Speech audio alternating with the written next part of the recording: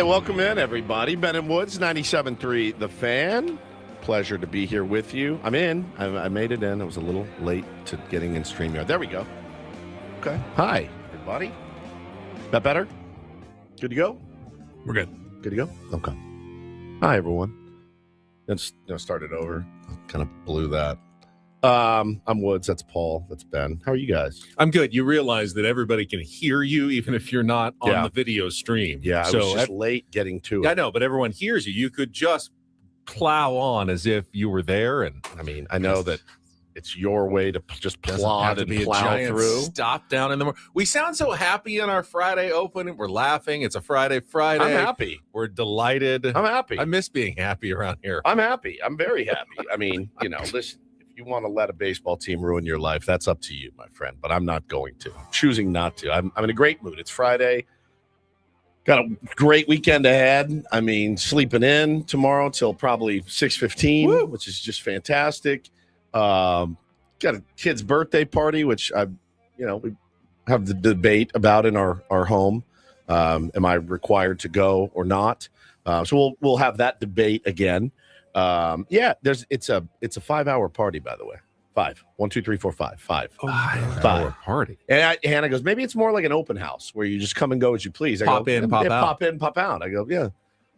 But 5 hours. Is there ever cause for a 5-hour party? Like not in my opinion, a Super Bowl party, you're there for at least a 3.5 hour to 4-hour game with some pregame. That's a long day. It's just long. That may be cause for a 5-hour party, but then again, they have like a bouncy house, and like you can't do a bouncy house party and like, all right, 1 to 1:30, So I just, and again, I don't think you have to attend the whole time. But our Little League party was from 2:30 to 7:30. 5-hour party. And I left at 5:30 as the head coach. I was like, I gotta go. It's Friday. I'm tired.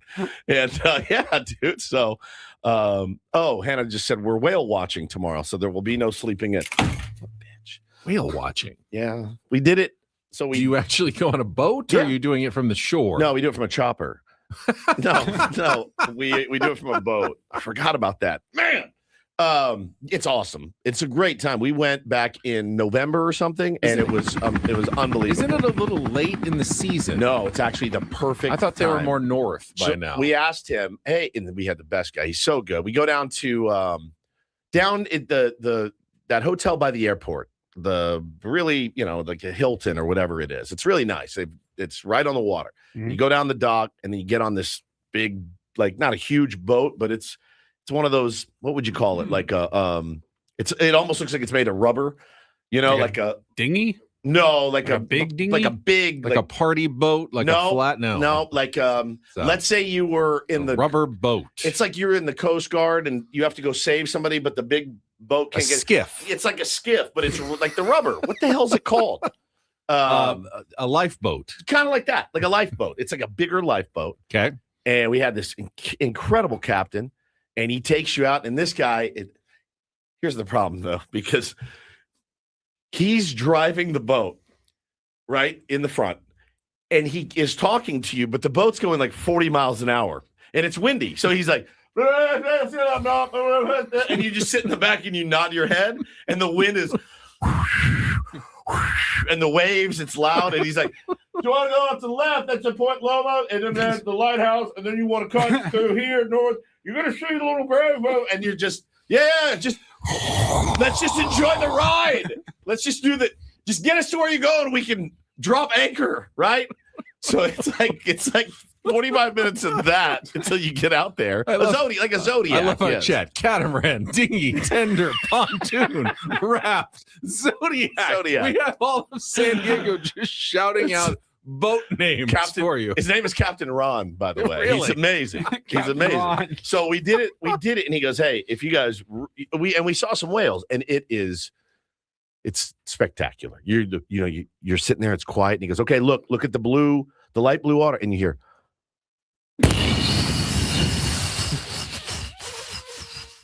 and you see the whale come up. Yeah, you see if you look off to your left, you're going to see this is back in 1937, and you're just like, yeah, Just get us there, right? It's unbelievable. So we said, what's the best time to come? He goes, July. Yeah, June, July. So it's June. So early June, July, whatever. Now, do you leave the harbor and have to go out to the ocean, right? No. What? What On do the you boat. think the whales come up to the dock? Well, I know. I mean, how far out Where do you do have you to go? think we go in a boat? You go way out.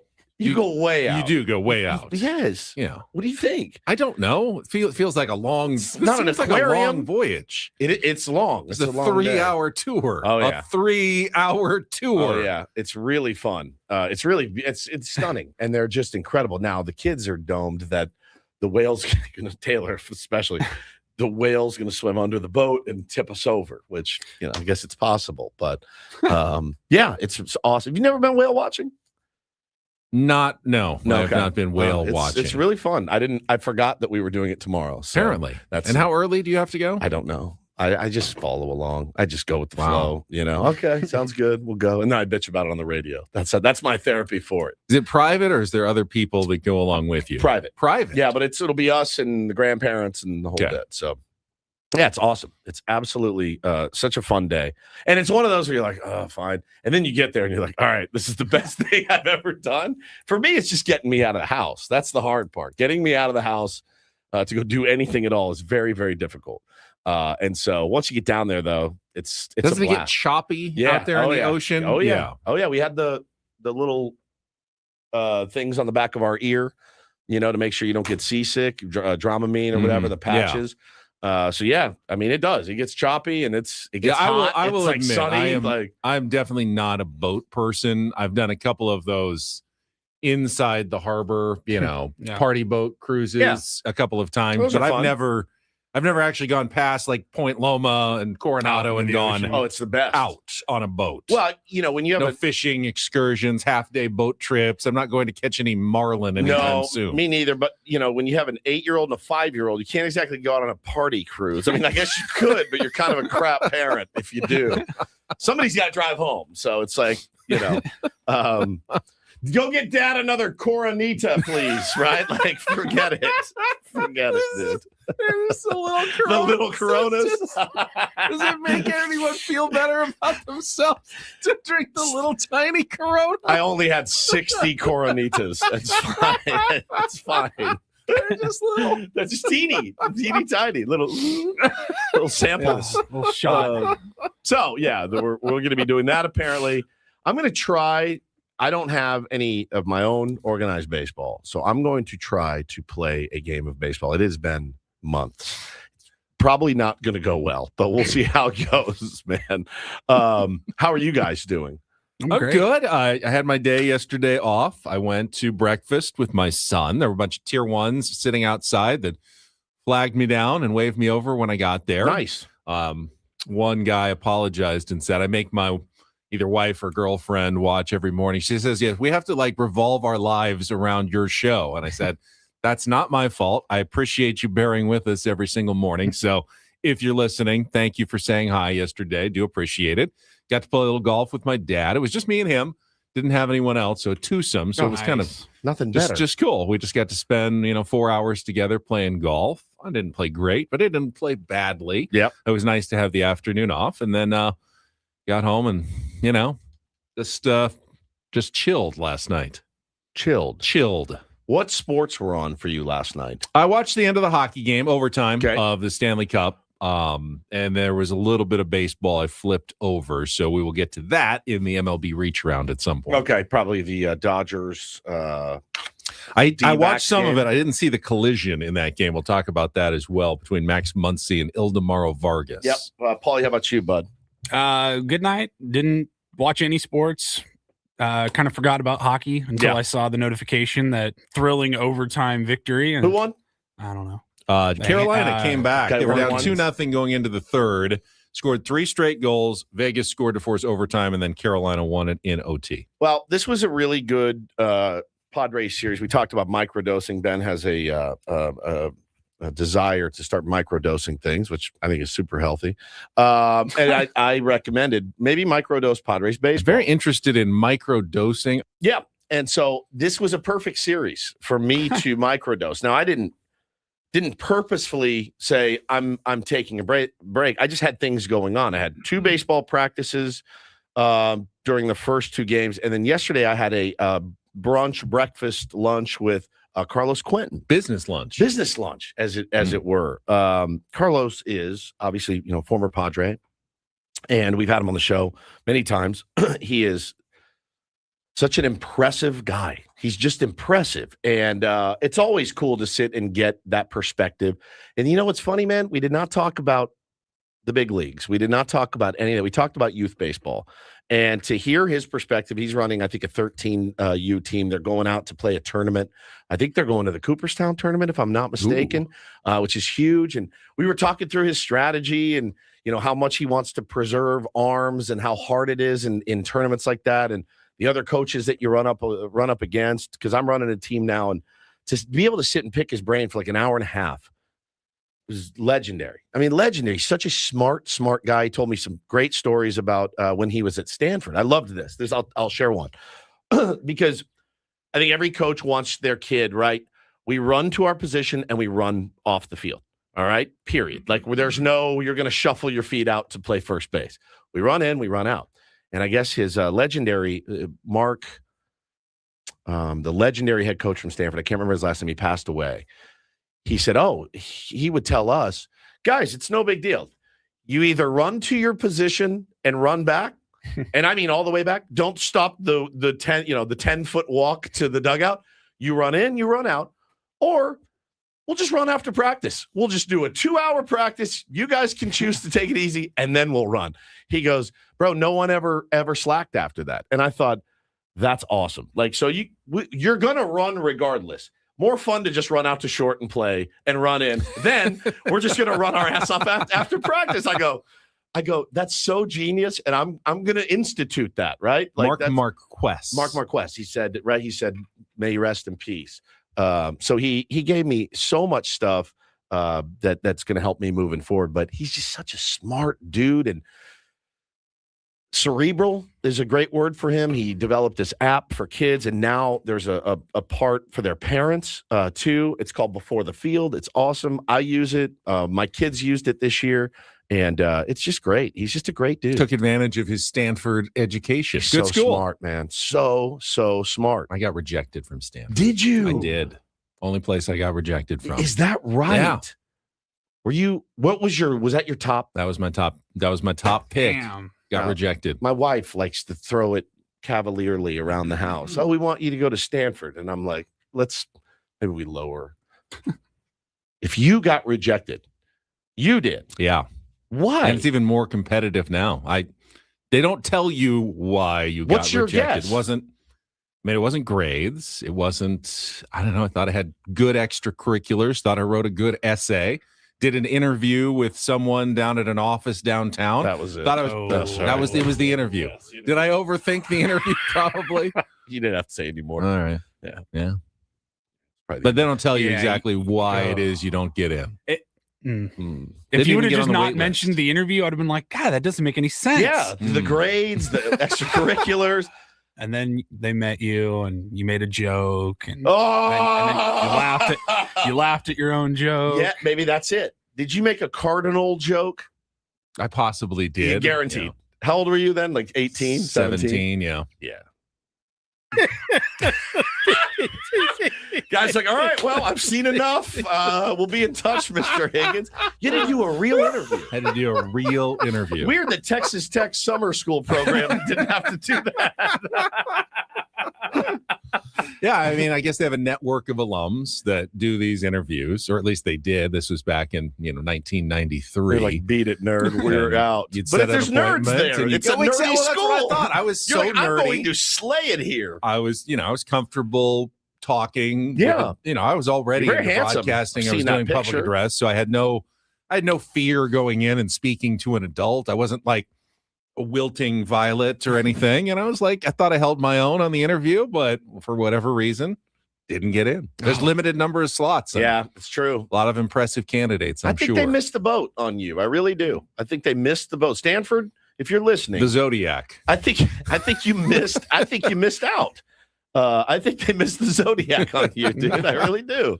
You would have been a great addition. And I always feel like things happen for a reason. Right. And I really enjoyed my smaller college experience at Pomona. Sure. Certainly would not have made the golf team with Tiger Woods at Stanford. You could have watched it, though. As a walk-on at Stanford. And I got to play all 4 years. That's true. Really enjoyed that. And I thought, you know what?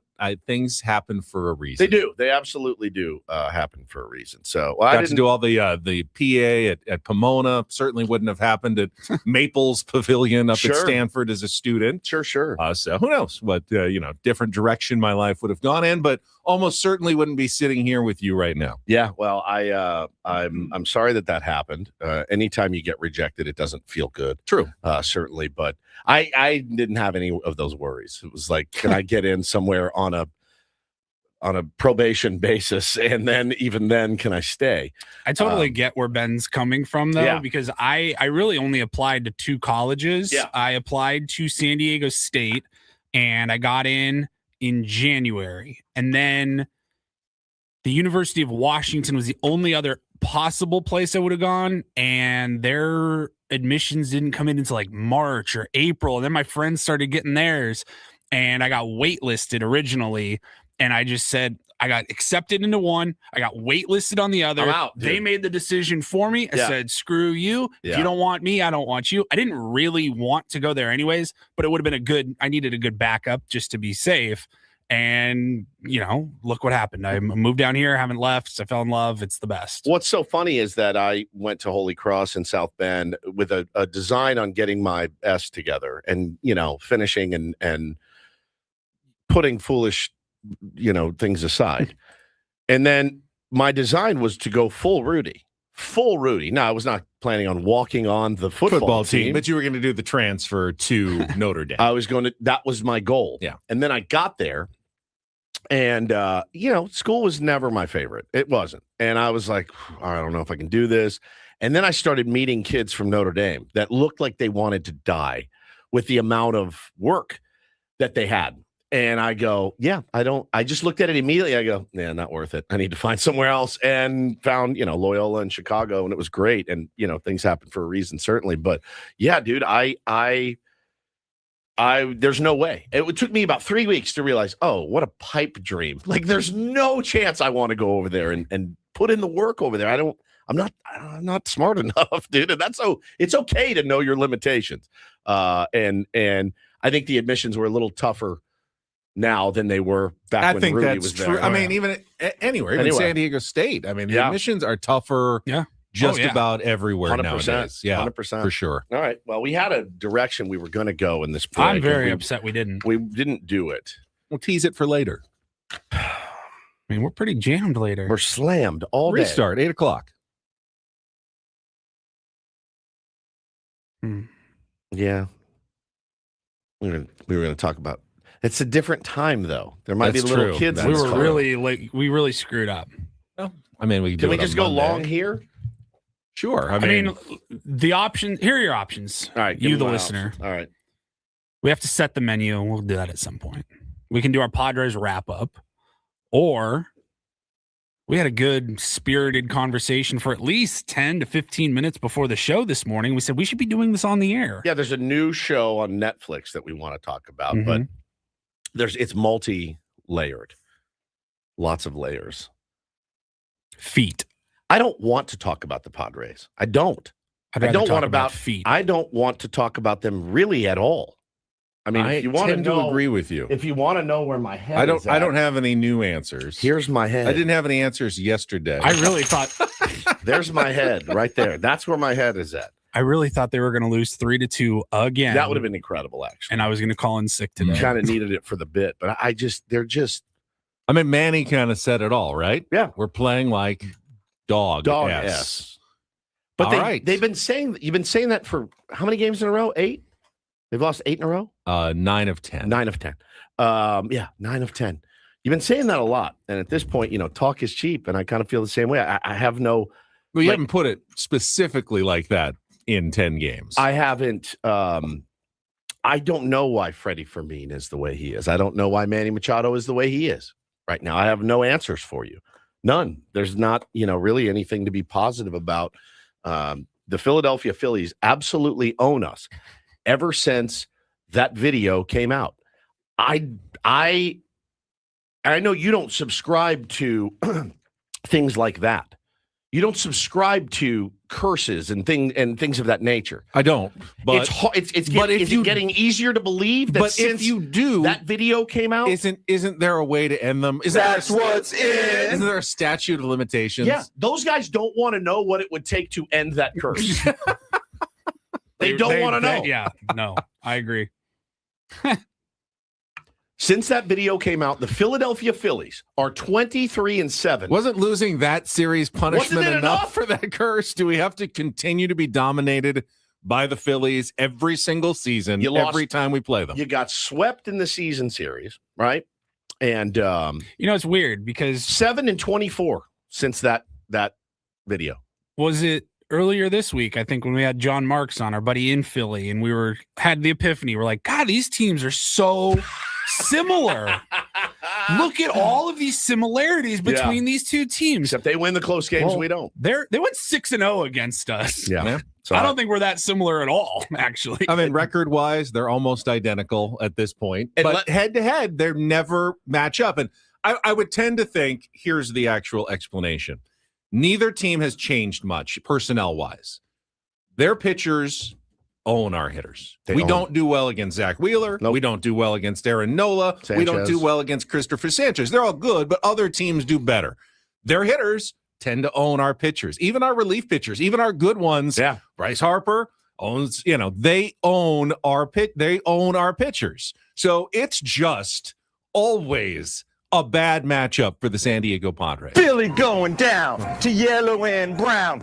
That's what's in. Padres on the loose. Let's go, Goose. That's what's in.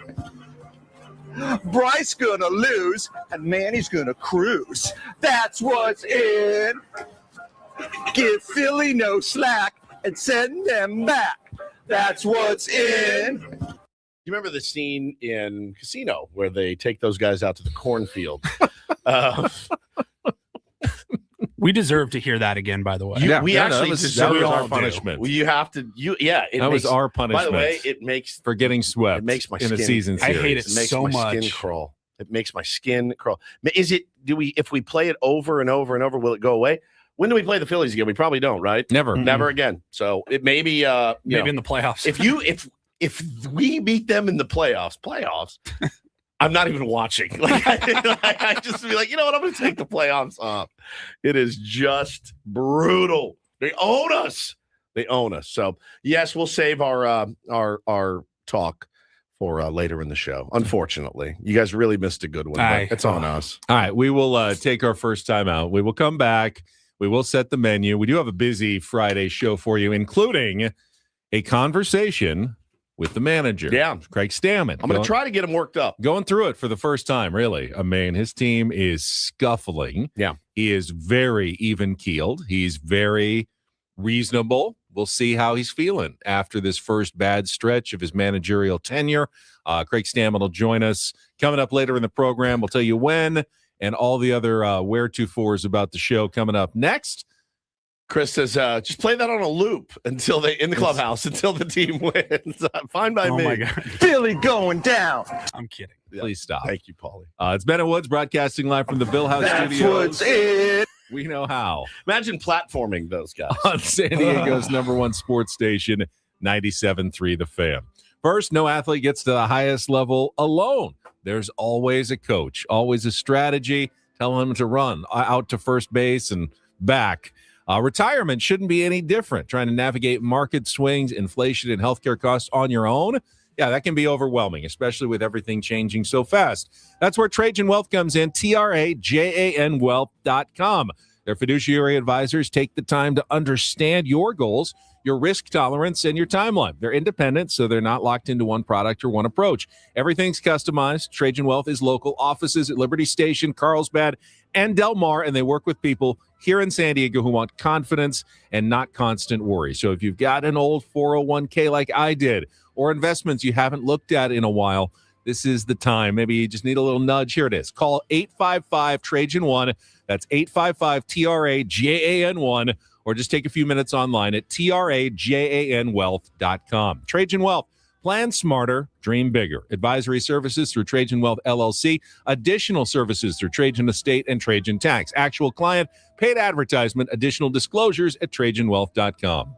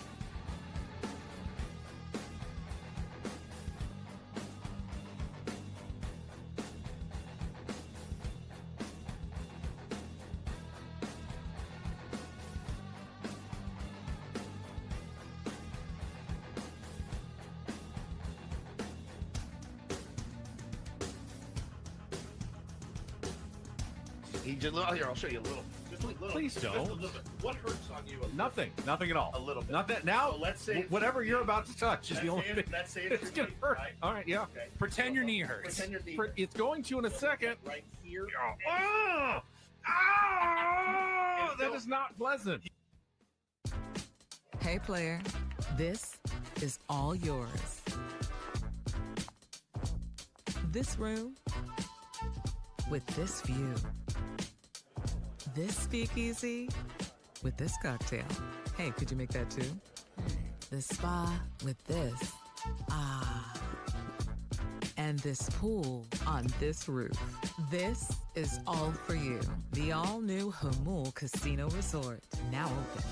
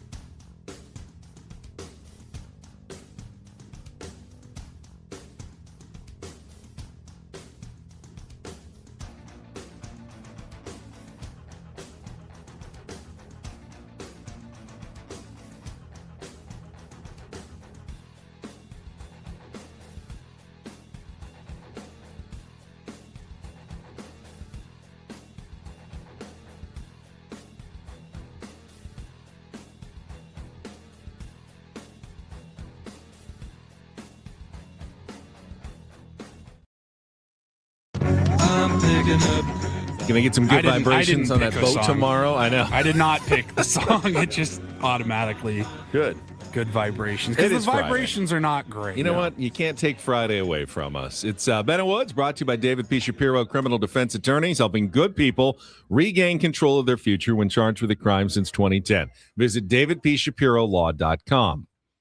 I am not going to polish anything, but I do have... You just said but. But I do have one factoid that will at least maybe give you some hope going forward. And I'll get to that in just a couple of minutes when we do our Padres crap up. 5th straight loss, 6-4, the final yesterday against the Philadelphia Phillies. A weird game in many ways, but hey, they've all been weird in their own ways. When we get back from that, though, we got a lot to get to, including in our 7 o'clock hour and MLB Reach Around. We got our friend Darren Smith going to join us right after Don't Do This.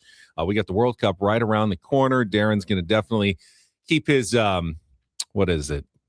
to the ground on that one for us. Nose to the grindstone. Finger on the pulse of the World Cup for us. Yeah. So we'll talk to Darren Smith coming up at 7:35. In our 8 o'clock hour, we'll have our last game of the week. Take on Woods, our wild card category today to qualify for our grand prize staycation. Then at 8:35, that's when Craig Stammen will join us for our management report brought to you by SDCCU. It's not big bank banking. It is better.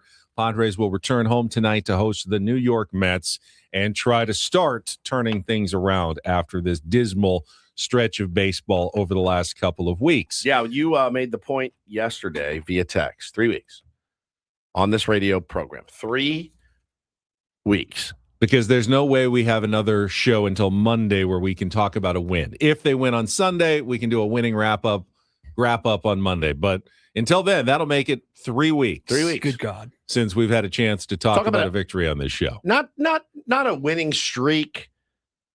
A win. One singular win. Not a series win. No, one win. singular win. That's unprecedented, is it not? I don't know. I feel like there was a couple of years ago, felt like 2 months where they only won on Fridays and Saturdays. That's true. But we would come in and go, hey, we won the series yesterday. Sucked. And we did that two Mondays ago when they beat the A's 2 out of 3, but they lost on Sunday. So we did have a crap up, but we had a winning series to talk about, at least on a Monday. But that's the closest we've had to some positivity in the last 3 weeks. Well, and the difference, you guys, we told you about there is a new radio station up in LA, a new Odyssey station, 97.1 The Fan, correct? And they've got, some guys on there, and sent this over to the fellas last night. And I said, isn't this interesting? We have the same job, but the content is clearly different if you're a Padres fan or you're covering the Dodgers. Here's what these guys were arguing about on the air. Was it a good move or a bad move pulling Shohei Ohtani last night during a shutout? Retweet if your team Doug, like if your team Bill. Doug said, good move, save him. Team Bill was let Ohtani cook. And I laughed, but then I was also filled with rage because we have to come in here and they're like, were they mad? Were they mad? Did they think the Dodgers blew the lead and lost the game? They won 7-0. 7-0. Well, they're arguing about a 7-0 win. And I thought to myself, how lucky are they? They're sitting there with their big, giant, gaudy World Series rings, and they're going, I don't know. It's a little cool in the Dodgers clubhouse. It could be a little bit warmer. The coffee's a little cold. They're out of ideas to talk about, which is kind of like us, but different, right? It's hard coming up with a fresh perspective on a really poor offense, now a leaky bullpen, and a cobbled together starting rotation. That's our life. Their life is this steak is too good. It's too buttery. The lobster's too fresh. That's their life. And they're still texting each other the night before going, all right, they won again, 7-0. Shohei his ERA is 0.74. What can we argue about? All right, did they pull? All right, that's a good one. We can do that. Everything is going exactly according to plan, as it has the last couple of years. These supermodels that I was with last night, they didn't leave till 9 a.m. this morning. What are we doing here? So it's the same job. It's just different. It's different. They're arguing about, no, you got to leave him in. No, we're trying to, you got to save him for the bigger picture. Well, we want him to win a Cy Young. I still don't know. What's the argument for leaving him in that Cy Young? They all want him to win a Cy Young now. They need him to put up more gaudy stats to win a Cy Young award. Now I get it. I see. I just robbing the fans of a couple of more innings of Shohei on the mound. I just wanted to die when I heard it. I was like, and it's, again, nothing against those dudes. Literally nothing. That's their plate that's their bowl of soup that they've been given. Delicious, overflowing potatoes. They got little oyster crackers next to it. Delicious. Hearty. Oh, it's perfect. Ours is thin chicken broth, unsalted. And they say, here, there's your soup. Get after it. No crackers, no spoon. Then we're holding it up to our mouths. And it's just different. It's just different. Yeah, definitely different. Oh, it's killed me. 9:00 hour will feature our Reindl Report, and we will have Eno Sarris joining us after he missed us yesterday. We found out after the show, which makes perfect sense. Eno had graduation to go to yesterday. Elementary school, something. He just didn't remember. He didn't remember to tell us. He didn't remember when Paulie said, "Are you good to go this morning?" He said yes, and then he said, "I totally forgot. I'm not good to go this morning. I'm going to graduation." This is the greatest. It's funny. I've done this really as long as we've been a show for as long as I have been the producer of the show. I will always text our weekly guests. Jesse Agler, who has never missed a Tuesday. I still text him on Mondays. Hey, you still good for tomorrow, 8:35? I texted Eno, as I've done every Wednesday for the last however many years that it's been. I think it's overkill at this point. I probably can just assume he's ready. I still like to check. I texted him. He goes, not overkill. All good. Not, dude, I think so. I mean, it's not that. I feel like it's not overkill. I just feel like maybe I'm being annoying sometimes. No, you cover your ass. It's Craig Elston. I'll be there at 7:30 on Monday. I'm there every week. People need reminders, dude. And I reach out and he goes, yeah, all good. And then we tried called him twice. We had to vamp. Shot him a text message. I said, hey, I'm getting voicemail. We're good whenever. Just shoot me a call.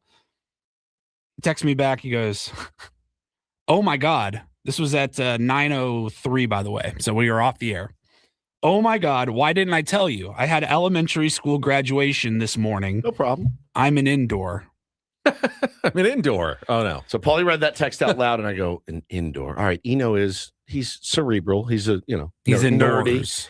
No, he said, I'm an indoor. And I thought, oh, that's like a character from Star Wars or something. I'm an indoor. I'm an indoor. Like Andor? I don't know. No. That's what I thought. Indoor. Immediately. I had elementary school graduation this morning. I'm an indoor. I'm an indoor. And then he sends another text, indigo. I'm an indigo. I'm an indigo. Okay. And then he sends a third text, idiots. Indoor indigo idiot is what he was trying to get to. I'm an indigo. Graduation this morning. I'm an indoor. Indigo.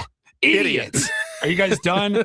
How about tomorrow? I'm so sorry. All right. Well, we'll have the indoor indigo idiot. The indoor indigo idiot joining us. We may need a new open for that. I've done that before. 9:35 to wrap up our week. But until then, we'll have a modicum of Padres talk at some point.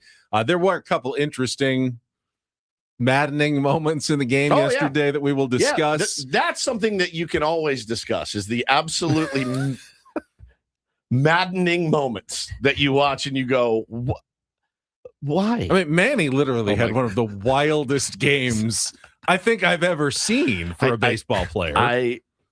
Listen, I saw the conspiracy theories. I can't say I don't agree with them at this point. Did you see what I'm talking about? I have no idea what you're talking about. The first AB was protest. And I go, all right, prove me wrong. Yeah, prove them wrong. I looked at it and I went, oh, you're mad. You're mad. The bat did not move off his shoulder. You're mad that they cut Nick Castellanos. I think so. And I go, oh, okay, I get it. I had a friend as a petty guy myself. I don't know that I would have done that because I have a lot of pride to win and do better. But I go, it's like a computer. It wasn't plugged in. It was like you just. It's like if Adam DFA'd Ben, would you just not speak for foreplay the next day and then resume? And then do. Carry on as a professional? It was bizarre. I had a Let's friend just say text me and he that. goes, when Manny hit that home run, he goes, I'm kind of mad Manny just hit that home run because I feel like it lets him off the hook. Yeah, right. Yeah, 100%. We will get to the weirdness that was yesterday coming up right after a check of traffic on 97.3 The Fan. From the 855 Get Ross Traffic Center. Injured? Demand justice. Demand Jurowitz. 855GetRoss.com. In San Diego, the 5 northbound sluggish between the 15 and the 75, the 94 westbound slow getting onto the 805 northbound. I'm Sam Tidrick, Odyssey San Diego traffic. Traffic brought to you by the Department of Public Works, County of San Diego, and funded by Cal Recycle. Bring in a used oil filter and get one free. From County of San Diego Recycling at O'Reilly Auto Parts stores in Ramona, Fallbrook, Lakeside, and Spring Valley on June 6th from 10 to 1. Restrictions apply. Details at wastefreesd.org. Funded by Cal Recycle. It's a shame, it's a shame, it's a shame, it's a shame, it's a shame if they lose. Good God. You got problem.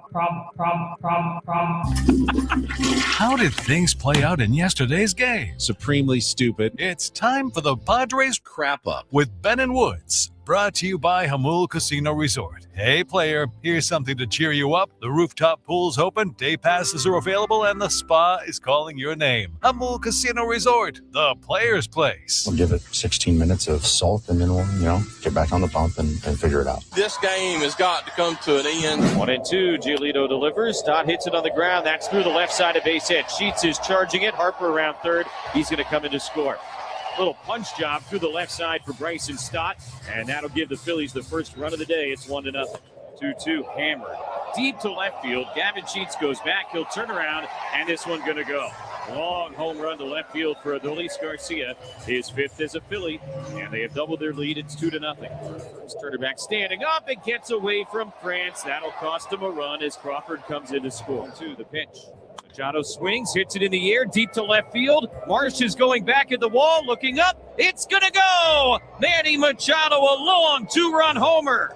He got another fastball from Wheeler, and he did not miss. Number 11 for Machado, and a 1-run game here in the 7th. Comes set. Here's the pitch to Turner, swung on, lined into right field, and down for a base hit. Crawford scores easily. Johnson gets to it quickly. That'll hold Turner to a single, but it's an RBI single, and the Philly lead is 4-2. First pitch on the way. Marsh swings. It's a chopper to first base. France has it coming home. It's a tag play. No, he's safe. Turner slid head first and apparently got to the dish before Fermin was able to get a tag down. Very close. And the Padres will wait and see if they want to challenge, but for the moment, it is now 5-2 Philly. 3-2, and Bohm lines it sharply up the middle into center field, a base hit. Harper rounding third, he'll score easily. Marsh rounded second, slammed on the brakes, went back. It's an RBI single for Bohm, and the Philly lead is now 6-2. 3-2 to Merrill. France big lead at first, they're playing behind him, not running. Jackson swings, hits it in the air to right field and deep. This one is way back and gone for Jackson Merrill. Off the facing of the second deck. And Jackson Merrill's 2-run homer here in the 9th inning has tightened things up at 6-4. There is still nobody away. Bowen swings and misses strike 3. The ball game is over. The Phillies have swept the season series from the Padres, who have now lost 5 in a row and 9 out of their last 10. A 1-5 road trip through Washington and Philadelphia as the Phils hold on to win this afternoon by a final of 6-4. Yeah, probably a little bit. Everybody trying to press a little bit, trying to be perfect with how we're doing things because we know, it's a tough game against a tough opponent with a good pitcher and, runs are at a premium. So, it's a few things that we just need to shore up a little bit, especially with our pitchers handling the running game and, be able to come in any situation and really not walk the leadoff guy. How do you assess kind of what this road trip was? Not our best baseball, but it's not who we are as a team. I think, we're working every day in a good way, just as what we were when we were winning. We're working the same way. And I think we're just not seeing the results that we're looking for out on the field. A little bit of frustration, a little bit of us pressing, but that's the nature of a long season. And it is a long season, and we got a lot of baseball left to play. And I know those guys are looking forward to it, and they're going to fight till the end. When you get into a stretch like this one where, maybe you are pressing a little bit, maybe your guys are trying to do too much or not doing what they're usually capable of, how do you get out of it as quickly? What does it take to kind of end that? Yeah, part of it's just a little bit of favor out on the field, something going your way, and everything seems right now like everything's going the opposite. So a few things we got to get a few breaks our way that'll go, and then I think it's just also a mindset is continue to talk about what we've talked about since spring training. That adversity is going to be a good thing for us, and that's going to make us stronger in the long run. And I know that these guys, we believe it, that we're going to build it brick by brick. It's going to be day by day, putting in the work, and eventually all the work that we did is going to culminate into something very special at the end. And that's what we believe. It's what we have faith in, and we're going to keep believing in that. Another game where we can pretty much say the same thing. Starting pitching, pretty decent. I thought Lucas Giolito was really good the first 3+ innings, but it feels like the Padres start every game trailing 0-0. Which doesn't make any sense. That's so true. But I love how you just phrased that. If you're a Padres starting pitcher right now, you feel like you go to the mound down 0-0 to start the game. Yeah. And now you're pitching like, I can't do anything wrong or we're going to lose. Because it does feel like once you give up that first run, a lot of hope is lost. So you're walking a tight wire from the first pitch of the game. Like, oh, I can't give up a walk-off home run here to the leadoff batter of the game, which is a tough spot to be in. And, of course, gave up a pretty cheap little run there in the fourth on, Bryson Stott hit a 62-mile-an-hour dribbler past Manny Machado for the first run of the game. And then, Giolito only got to face 2 batters in the fifth. Home run double, and that was it for his game. And, Adolis Garcia just nuked that one, hanging curveball. It happens. One bad pitch, basically, by Giolito, but he was decent in the game. It wasn't his fault that the Padres did not win. It was once again the offense putting him in a bad spot by not scoring in the first 6 innings of the game or really doing anything at all. No against hits. Zach Wheeler. No hits. When's the last time it was the starting pitcher's fault? Bro, 100%. Right? When is the last game where you're like, it was Giolito's start, I think. Last start where you're like, all right, man, Giolito did not give him a chance to win, but the starting staff, I will say this, the bullpen is leaky. It's a little bit leaky now. The world's greatest bullpen, trademark. That happens when you have to just pitch your ass off every single game. There's no margin of error. And keep in mind, the bullpen guys who are usually used to going in to protect a lead are now coming in games where they're down or tied. Like Jason Adam had not gone into a game where they were down or tied. Almost none for like a year. And now it's like 5 out of the last 6. That's a different situation. Padres relievers, part of that is you got the other team now pressing. Oh, we're down 3-2. We've got to score a run against Adrian Morejon or Jason Adam. Now they're relaxed. Like, hey, we're up 1 still. Let's go out and add on, just have some free at-bats. It's a lot easier to face those guys when you already have a lead. You don't need to squeeze the bat into sawdust. So the Padres are in these bad situations. But leadoff walks will kill you. Throwing a pickoff. Estrada away. and Morejon have both done that in recent games. But again, I think the blame falls squarely on the backs of the offense right now. I mean, it's hard to look at anything else, man. If you're in a bullpen, you're a unit. You're allowed to make a mistake. You're allowed to give up a home run. You're allowed to give up 2 home runs, right? Bullpens are tough, and knowing that you have to be perfect, because even if I hold them to 1 here, do I have any confidence that my guys are going to come out and score 3? Right. None. Right. 0 right now. We are back in those days. The Xander Bogaerts comment from 2024 of we get down 1-0, it looks over. I think we all feel it. You just said you take them out, you're down 0-0. That's how, if we're feeling that, how do you think those guys are feeling? They're feeling the exact same thing. And Craig talked about how offense creates energy. And he's absolutely right. A game with no hit, you don't get a hit until the 6th or whatever. Not a lot of energy there. But if you come out firing, even if you're not scoring, we're hitting, we're moving guys. There's something to be said for that. It inspires everyone. Offense is inspiring, and ours is not. Yeah, I mean, you could have a huge strikeout, a phenomenal inning defensively. Maybe you turned a great double play to end the inning, and you're amped up and you're psyched as you're coming off the field. But when you don't have a hit, and it's the bottom of the 5th or the 6th inning or whatever, and you're just like, it's kind of hard to keep that momentum and the positive feeling going. Yeah, 100%. Yeah, Padres are last in average, last in OPS, near the bottom of the barrel in OBP. If you don't have runners on base, you can't really create any energy. You just can't. I mean, there's just no avenue to do so without the first step is you have to get on base, hit the ball a little bit, and they just aren't doing that. We'll talk about Manny's just wild game when we come back, and I will give you the one note that could at least give you a little hope going forward. Coming up next with Ben and Woods here on 97.3 The Fan. It's not. It really isn't.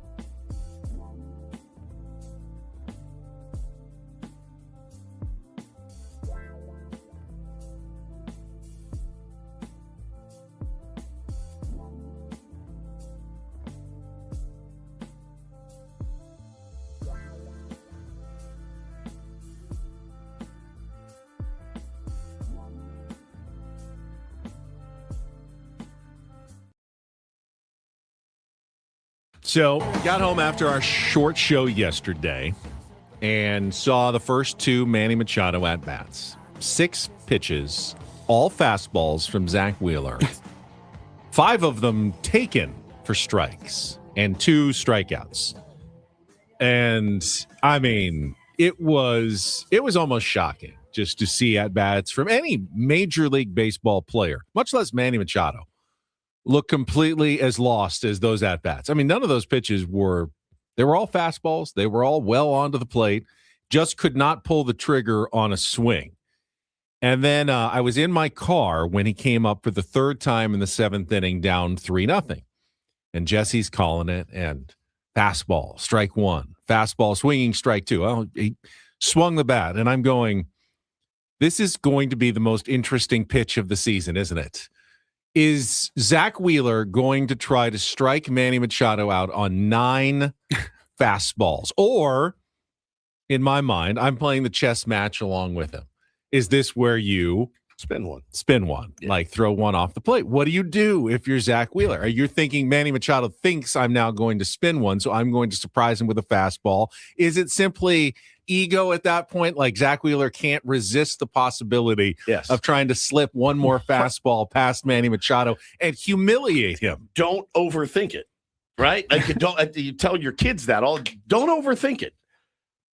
Are they throw the heater, man? Throw the heater. If they get it, you tip your cap. I'm thinking slider low and away or fastball high and in. That's right. And so I'm listening, and I stop. I get to my destination, but I'm not getting out of the car. I need to know what is going to happen It was on this pitch. And part of me thought it would be the funniest and kind of most Manny thing ever to hit a home run on this pitch. Yeah. And boom, there it goes. And I'm going, unbelievable.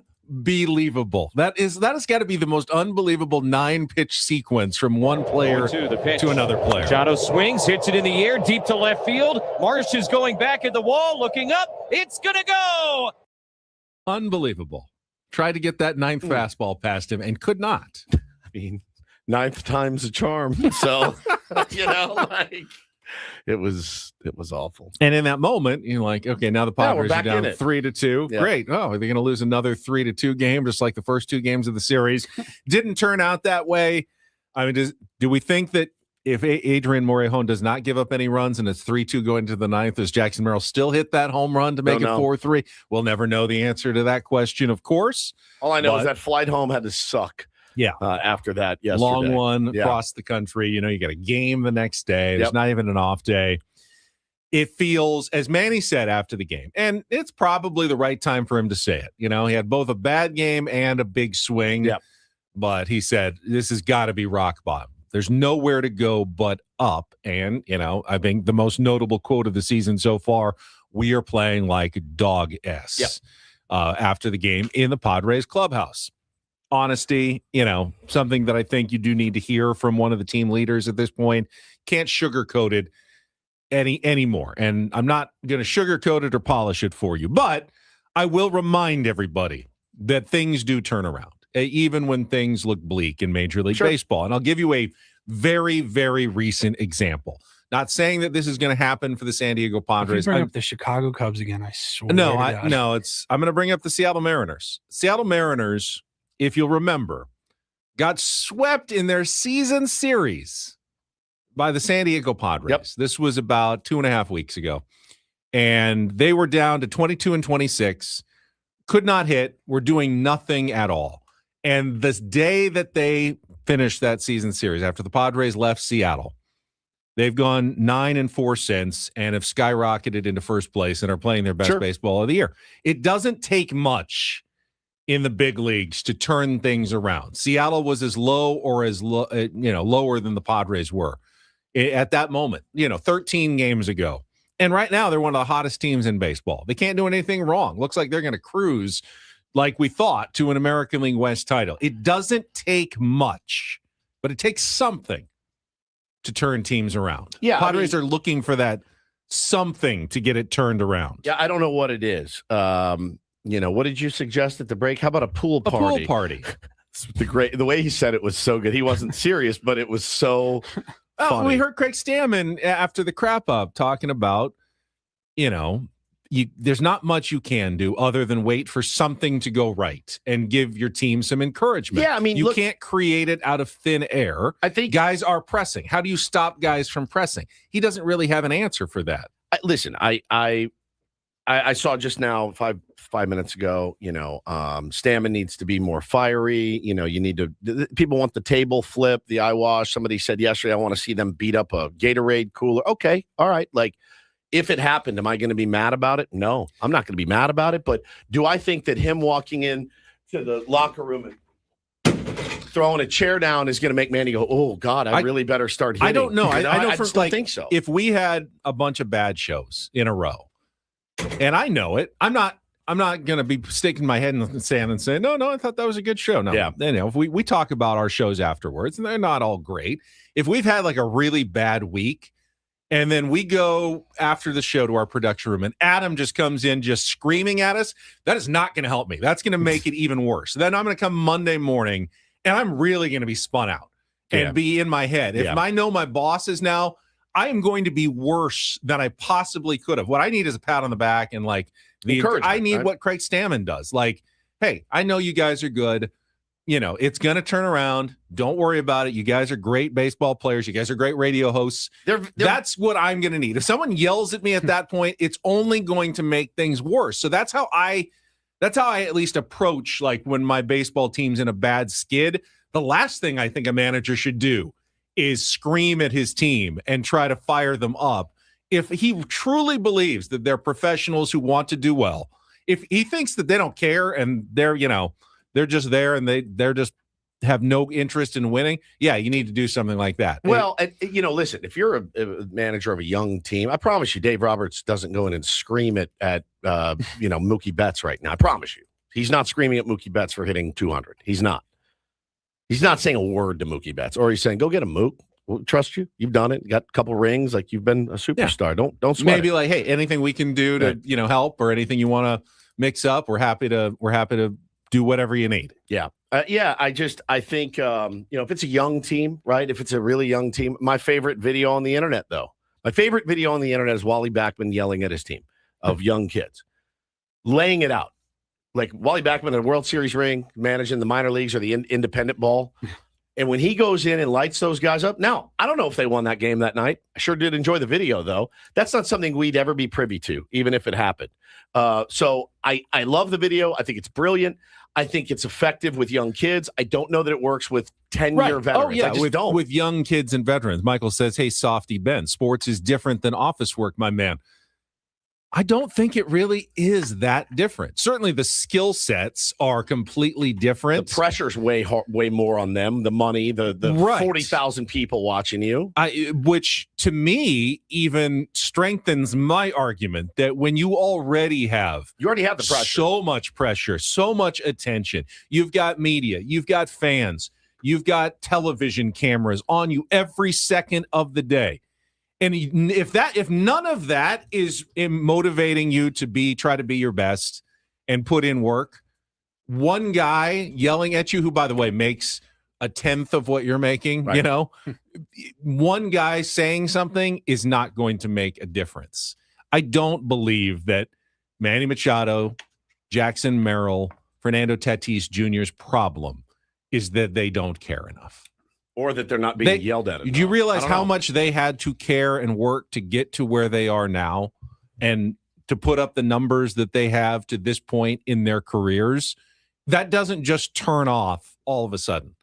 Like, oh, no, now we're good. We're going to cruise. Manny at age 33 has decided, you know what? Now it's time to turn it off. I don't think that's what's happening here. Maybe I'm wrong, but I just truly don't think that it's a lack of motivation, want to, or not trying hard enough. I don't know, man. It's just at this point, right, though, you can't keep going to the same guys after the game. So it's the same answers. We got to hit. We're playing like dog ass. We got to hit. And I think there's arguments about changing some processes until it happens, it's just talk at this point. But you're just in it. You're in it. You're in a bad slump, and your confidence is shot. There's been a million stories in baseball over the years of what teams did to get out of it. Hopefully they can employ something. It's funny. You joke about a pool party. It's not the worst idea you've ever had. It's literally not. Like, you got to figure this out, man. We got to figure this out. Ben Journo says coaches keep you in line to motivate you. Sure, coaches there to motivate you, but they don't. Not at that level, man. Is the team out of line? They don't. Is the team out of line? They don't. They're just slumping. They're just slumping at the plate. Right. Like Ben Journo, it sounds so good in theory. And I think I believed it many, many years ago before I got in this business. I really think I believed that. Oh, he's a stern dictator and all these guys are scared of him. And maybe there have been those in baseball history. But today in 2026, a manager is not there to be a motivator. He's just not.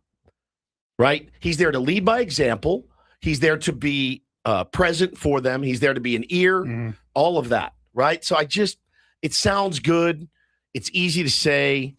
I just don't see it at that level at this time, of a guy, real fiery speeches in June. It's June. It's early June. Yeah, and Raul says, is it a slump when it's been all season? No, it's not. We're getting to the point where maybe it's going to be a bad offensive season. Yeah, probably it's just a bad offensive season. Another one. Good players do have bad offensive seasons as well, or at least comparatively so. We were talking about it after the show one of the days this week, and Adam was saying, like, Tony talks about it all the time. Like, hey, when you sign guys to these statute contracts, these 10+ year contracts, you get the whole career. You get the whole contract. We love to think that everyone that you sign is going to be a perennial all-star MVP candidate every single year of their career. That's just not the case. They all have a bad season or two.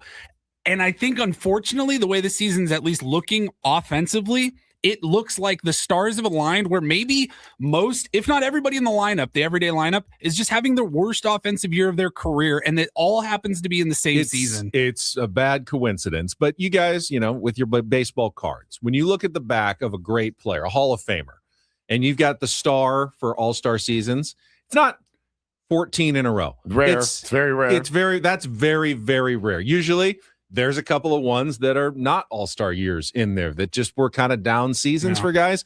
Now, the Padres are taking it to an extreme right now. Well, like 6 guys are taking it to an extreme level. That's what I'm saying. It's like the stars aligned, and they're like all chose this year to have like the worst year of their careers to this point. Sure. Yeah, and again, like Steve just says, it happens to be when Souza comes in. Okay, if you fire Steven Souza today, again, I have no connection to Steven Souza Jr., none whatsoever. If you fire him today, will it help your team? I don't know. Will it hurt your team? I don't know. It might happen at some point here just to change, I mean, I think you're getting to the change point where the processes. It's almost like a change. It might happen. I haven't changed. I don't think it's the reason. I don't think it's going to be even a solution necessarily. But I can't really argue against it at this point. We need some good karma. So, you know what? Something that we know is absolutely good because we've talked to him about it before is our friend John Flint from KSON, who is popping in. They're wrapping up, once again, something they do every single year. Need your help, Tier 1s. And in the past, you have come through for Johnny. So, John, tell everybody what you guys are doing right now at KSON. Hey, look, it's John coming to ask you for something again. Hi, buddy. Welcome. Thanks, guys. Anything to not talk about the Padres. Oh, yeah, God, right. Sure. I was just thinking out in the hallway how hard your job must be this week. And thank God for Pause for Purple Hearts and for our service pet for a vet, because I don't have to talk about how crappy our team is right now. Guys, thank you again. And I know right now your Tier 1s listening, there are many who have served our country. There are many right now that might depend on a service dog to get through their life. And that is what we are doing this week. Anybody want to take a guess how much it costs to train? I remember it was some incredible number that blew my mind. Yeah. $35,000 to train one service animal. Pause for Purple Hearts. Please look them up whenever you can. Pauseforpurplehearts.org. An amazing organization. We've got a chapter here in San Diego that just dedicates their lives to helping our heroes who they've been trained, man, right? This is what they signed up for, but this is not what they signed up for. Yeah. And they're too proud to say, hey, man, I need help. Okay. I mean, this is somehow PTSD and the mental struggles that happen as a result of combat and a result of military. it's even more difficult, I would say, than someone who has cancer or someone who has a catastrophic disease, because at least, and I'm not at all diminishing what that's all about, but you can see what that's all about. You don't know when someone's struggling inside, and a lot of these heroes are like, well, somebody else needs the help. I don't need the help, and yet they can't go outside. They can't go into a dark room because they're afraid someone's crouching in there waiting for them. Lord knows what's going on when they close their eyes, if they can close their eyes and go to sleep. And that's where these service animals comes in, and that's why it's so important to get them for these heroes, and it's so expensive to train them. It takes over 2.5 years to train one dog to match with one specific vet. So that's what we're doing. We got till 9 o'clock this morning, and guys, I am begging, desperate at this point. I don't have pride, throw it away, man. We need 35 grand, and we're only over 20 right now. Okay. So, I mean, your tier ones are awesome. And by the way, I get more recognition from you guys than I do from my own listeners. That scares the hell out of me. We'll talk about that later. Hey, but it's that guy who pops in occasionally on the Ben and Woods show. Hey, it's Take on John. They keep asking for another rematch, but again, a bit different topic for a different day. If you guys will let me back, this is the most important. And here's the best part: KSON.com. Right there on the front page, it's John and Tammy's service pet for a vet. And you know how when you click on things once in a while, prove you're not a robot. Give us a blood sample. We need 3 alive references before. None of that crap. It's literally going to take you 1 minute to do it. I know that because I just did it myself. Whether it's $5 or there's some fat cat in his private jet right now that wants to throw the whole 35 large down, that's cool too. We'll take it all. But it is payday for a lot of you, and we all know how tough it is right now. But I mean, come on. Not these guys signed up for this, yes, but they didn't, as we mentioned, didn't sign up for this, and this is how we can help. So everybody out there, if you are not at your computer, if you're driving into work or something, you can go into our YouTube chat, go back in the stream, you'll see the link. There's got to be to donate for Pause for Purple Hearts, or as John said, when you get to your computer, just go to KSON.com. Thank you. Or search Pause for Purple Hearts. But it's all different ways. Try to make it as easy as possible for anyone who wants to help, and it's a great cause. And Johnny, we appreciate you guys doing this every single year for veterans here in town, because I can see how a pet can make a huge difference. I mean, it makes a difference for all of us when we get home from a stressful day. Even just something as simple as a lick on the hand or a head resting on your lap. It means the world. And if it stops the 22 vets that pass away every day by their own hand because they just can't deal anymore, then that is completely worth it. If we can save one, it's worth it. Yeah. Go ahead. I'm sorry, you got tier one sharing the link in the chat as well. I love you guys. You know, it wouldn't kill you to tell some people to listen to John and Tammy once in a while. Yeah, too. I mean, we're dying over there. We're not going to come in here and promote. I'm playing, guys. Thank you so much. Tier ones, we're one of you. You're one of us. Thank you. KSON.com. John and Tammy's service pet for a vet. Please, Pods, can you win a game? Thank you. Yes, John. Have a good weekend. John Flynn from KSON. Pause for Purple Hearts. We are going to pause until Don't Do This. When we come back, is FIFA just evil? It's possible that they are like the most evil sports organization on earth. I'll let you know what their latest move is that has everybody up in arms. That's coming up next with Ben and Woods. We'll be back after a quick timeout on San Diego's #1 sports station, 97.3 The Fan. First, if you are looking for a way to lose weight, you've looked into the GLP-1s. A lot of people are doing them, but keep in mind, they're expensive. Could be $3,000 to $5,000 a year, and you got to keep taking them forever and ever. I know people who say they don't love the side effects or how they feel. They know they're losing some muscle, not just fat. If you're looking for a quick and effective weight loss program, take the step that I did and go to sdfatloss.com. You can lose up to 10 to 20% of your body weight in just 60 days. Do the math. You can see how much that is. For me, it was 40 pounds in 60 days, up to a pound of fat per day, all based on eating real foods, no exercise, no extra shakes or bars to buy, no prepackaged meals. You're just doing this yourself with great support and great help from your coaches. Their plan works. It worked for me. They'll tell you how to eat, kind of when to eat. And if you stick with it, you're going to lose the weight. And then when you get to the maintenance phase, they will help you keep the weight off. I have kept my weight off now for 3 years. It's fast. It's a one-time cost. And right now you can take advantage of their spring special. If you sign up at sdfatloss.com after your free consultation, take $200 off the program right now. What do you have to lose other than the weight? It's sdfatloss.com. Check them out today. sdfatloss.com. Results may vary.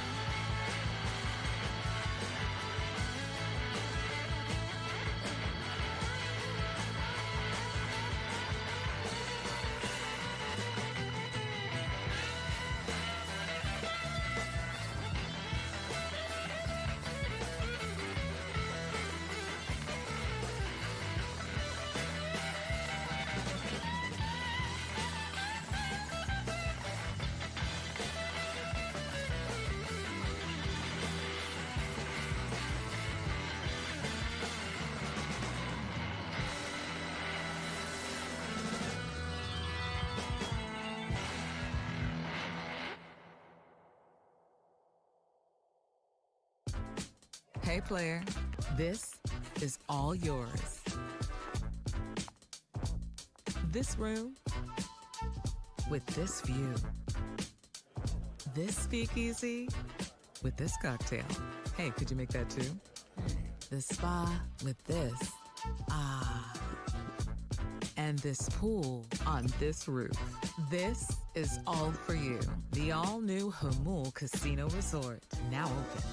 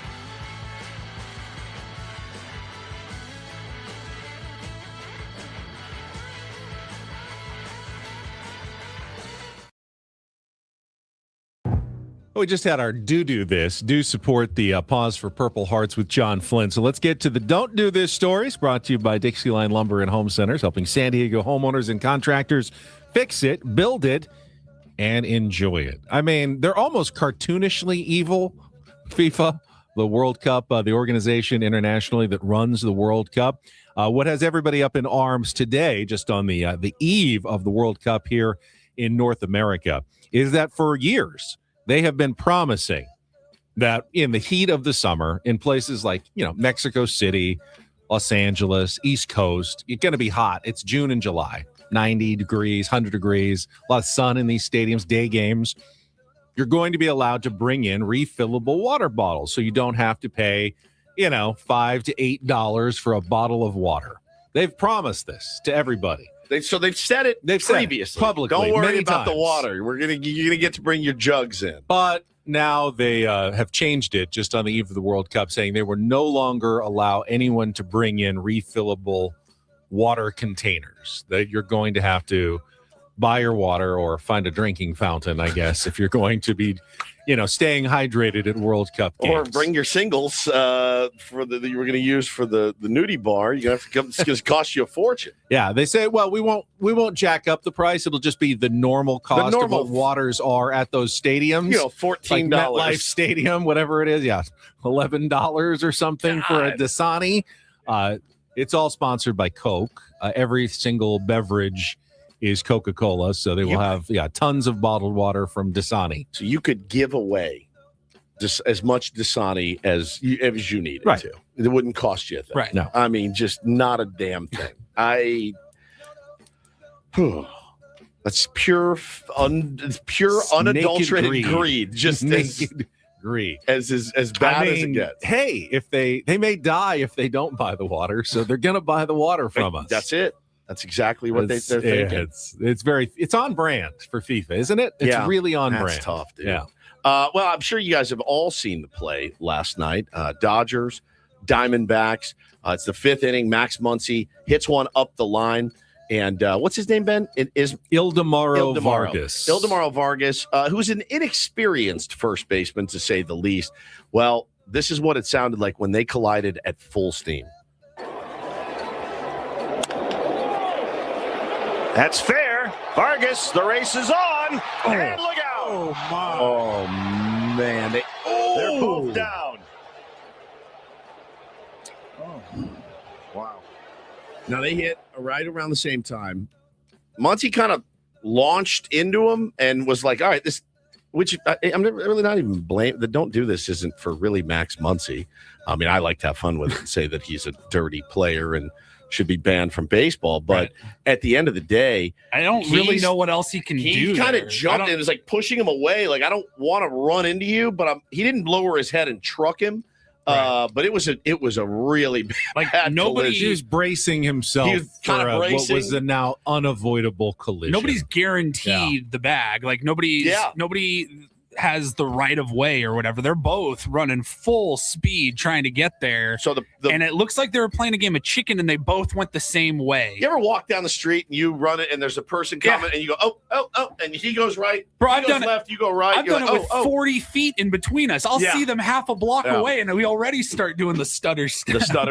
There is a solution that's been implemented in Little League and many others, the second bag at first base. What do you feel about that? If it saves collisions, I mean, look, neither of my players. There's a bag down the line for the runner, and another one for the fielder. People will lose their old school will lose their minds if they put that orange bag out there. It really doesn't affect the game whatsoever, other than helping safety. Honestly, we for didn't. Players. We didn't have it in Little League. We didn't have it. You could, yeah, we could, but we don't. It's not there yet. But yeah, you could extend it off to the right, and you just run through that bag, and I'll go to this bag. Yeah, and there's plenty of room. Then, if that had been the case, Muncy would have been running way to the right. Yeah, Vargas would have been running on the left there, and they could have both lunged for their particular bags at the same time without meeting in the exact same place. There's really no argument against it. Then it's a literal foot race, like who can get to their bag first. But the don't do this goes to Diamondbacks pitcher Ryan Nelson for not covering. Good point. Because then you're running alongside the guy who's running to first. There's a much less chance of a devastatingly bad collision. Yeah, so he did take accountability for that. Yeah, I definitely felt much better tonight, and as good as I felt, I failed to do my job in a big spot, which ended up with Vargy getting taken out of the game. So I'm pretty disappointed in myself for that. Try to take pride in doing the little things right and feeling my position and, covering first base and just, watching a teammate and a friend get taken out of the game like that was very disappointing. Yeah, knowing that I could have, done something to make that not happen. It doesn't feel good. He's clearly emotional. He's clearly emotional about shaken it. up by that. And by the way, Vargas is fine. I think everybody's fine. He said it feels like I got hit by a truck, but the test came back negative. It was a bad one for baseball collisions. It was a bad one. Didn't come back to haunt the D-backs. Nope. They actually won the game in a walk-off home run by Ketel Marte and split the 4-game series with the Dodgers. So you can actually make mistakes and win games. I think the Padres have been pretty sharp defensively, especially covering first base. Had the Yuki throwaway was frustrating yesterday. The Fermin throw down to second. Fermin's throws have gone completely. I mean, something is wrong with Freddie Fermin, right? Yeah. He's 0 for his last 29 at the plate. Yep. His throws to second have all been sailing, not even close to the bag. His challenges have gone haywire, have cratered. He challenged one when he was at the plate. I mean, it was really bad. It was like right down the middle. I mean, it was late in the game, so you got to use them or lose them. But The guy just is completely lost right now. Flummoxed with what to do. It's got to be an awful, awful feeling. Like, oh, I get to go to the ballpark today. Let's see how I can embarrass myself today. He did hit that ball on the screws. I was listening. Jesse's like, for me. And then he's like, oh, right at him. Got it. I was like, oh, bummer. But yeah, it's tough. It's tough. And that's Don't Do This for a Friday. That was Don't Do This with Ben and Woods on 97.3 The Fan. We'll get Darren's thoughts on it. Darren Smith will join us when we come back. Talk World Cup, Padres, and much more with one of our favorite guests next with Ben and Woods on San Diego's #1 sports station, 97.3 The Fan.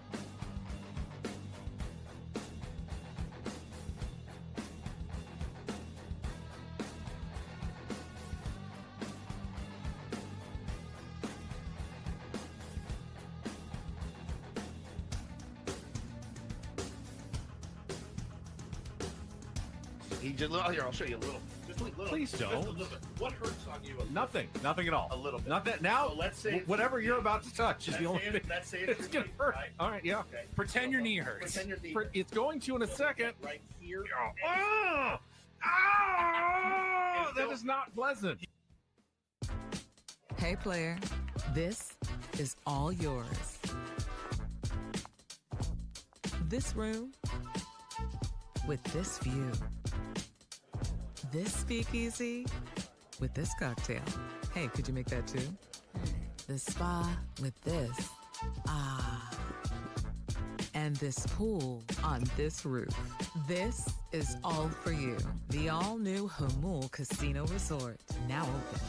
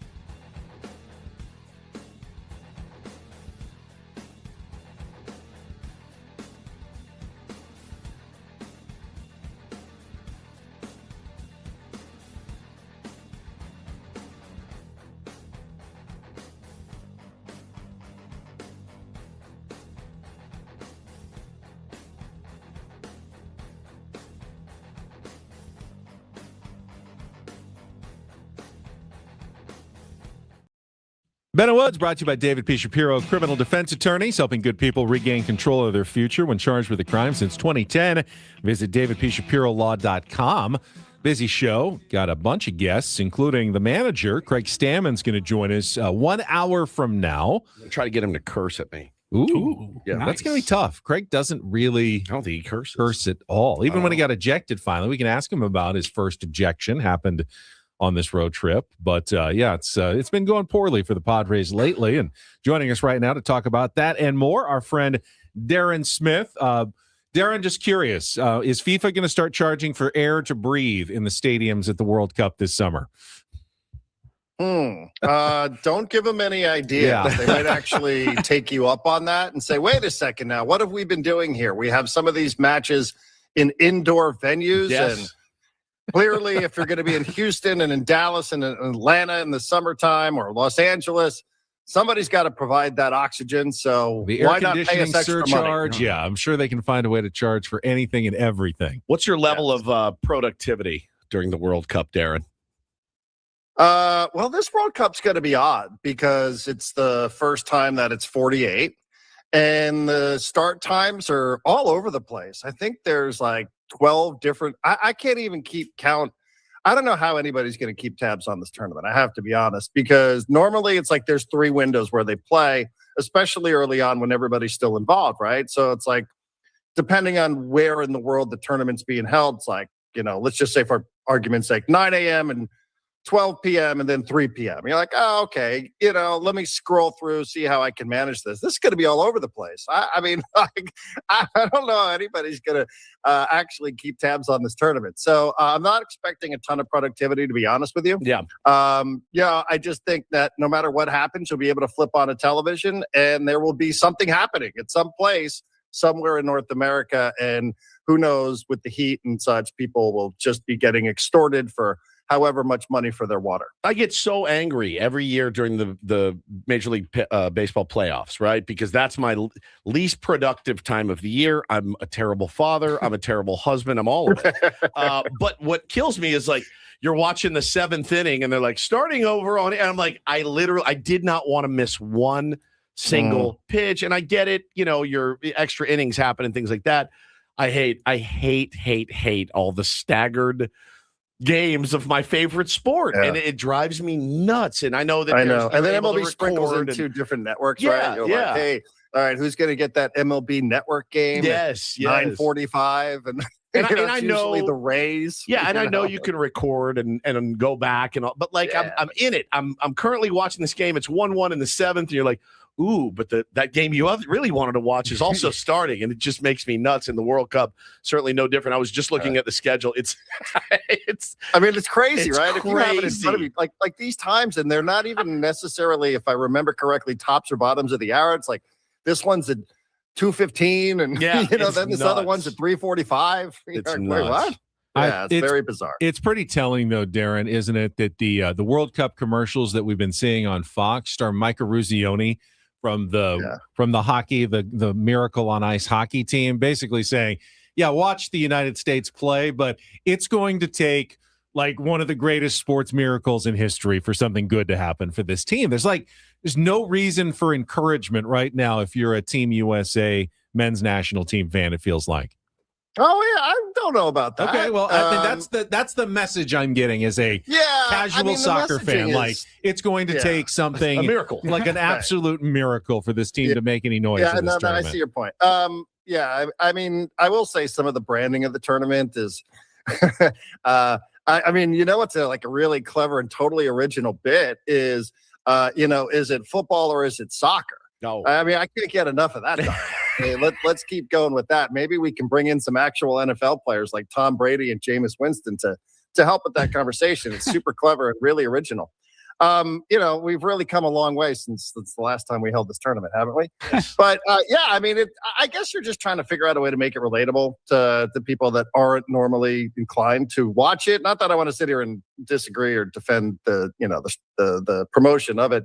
But yeah, I mean, hey, you never know what's going to happen, right? Maybe somebody can go on some insane run here, and maybe it could be the U.S. because they're the home team. They actually played pretty well. I was surprised. I was pleasantly surprised with how they played against Senegal last weekend. So that provided me more optimism than I had a week ago when we were talking. Well, talking to our pal Darren Smith here, as we do every Friday on Ben and Woods, and I love your background today. It looks like is it a background or is it live? People are wondering that maybe you are actually you do travel. You never know with Darren. That's just a background. That's San Antonio. Oh, beautiful, beautiful.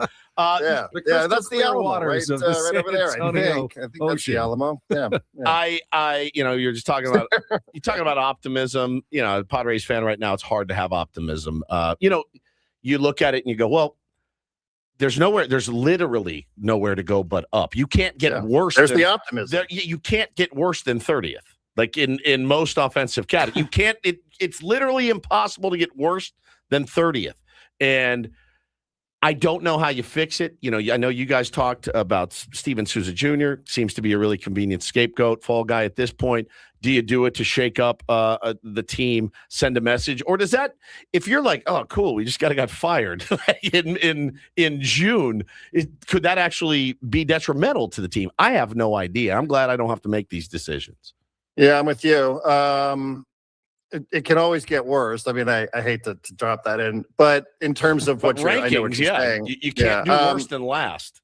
Yeah, I mean, I felt like the Castellanos decision was almost a little bit of a shakeup decision. Yeah, I don't know. I mean, I don't want to.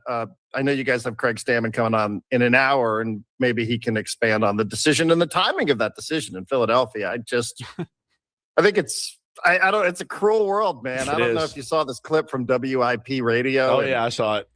Yeah, where they sort of speculated that because he wasn't in the lineup in Game 1 of the series, he blew a gasket like he did when he was with the Phillies in Miami, and they just said, "Okay, get out." And that was pure speculation, right? Like pure 100% speculation, conspiracy, but based on history. Yeah, I mean, it is based on the man's history. You know, I'd be surprised if he did it again. It just, I thought it was an interesting point, but I went the other way. Someone asked me the question yesterday: how could they do him dirty like that?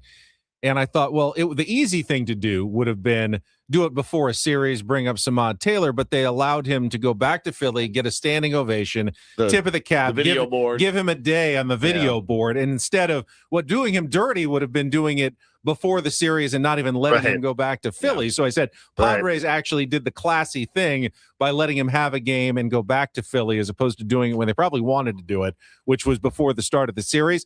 I am also just guessing and speculating on. I guess I was surprised he even got a tribute in Philly, to be honest. Yeah, for a few years. Like big playoff home runs. He was good in the postseason. He had some big moments for them. Yeah, it's not like Bryce Harper coming back. But I mean, he's had a couple of moments here. I mean, I know overall, I'm not disputing the decision. I think it's hard to defend, to really vehemently disagree with the decision.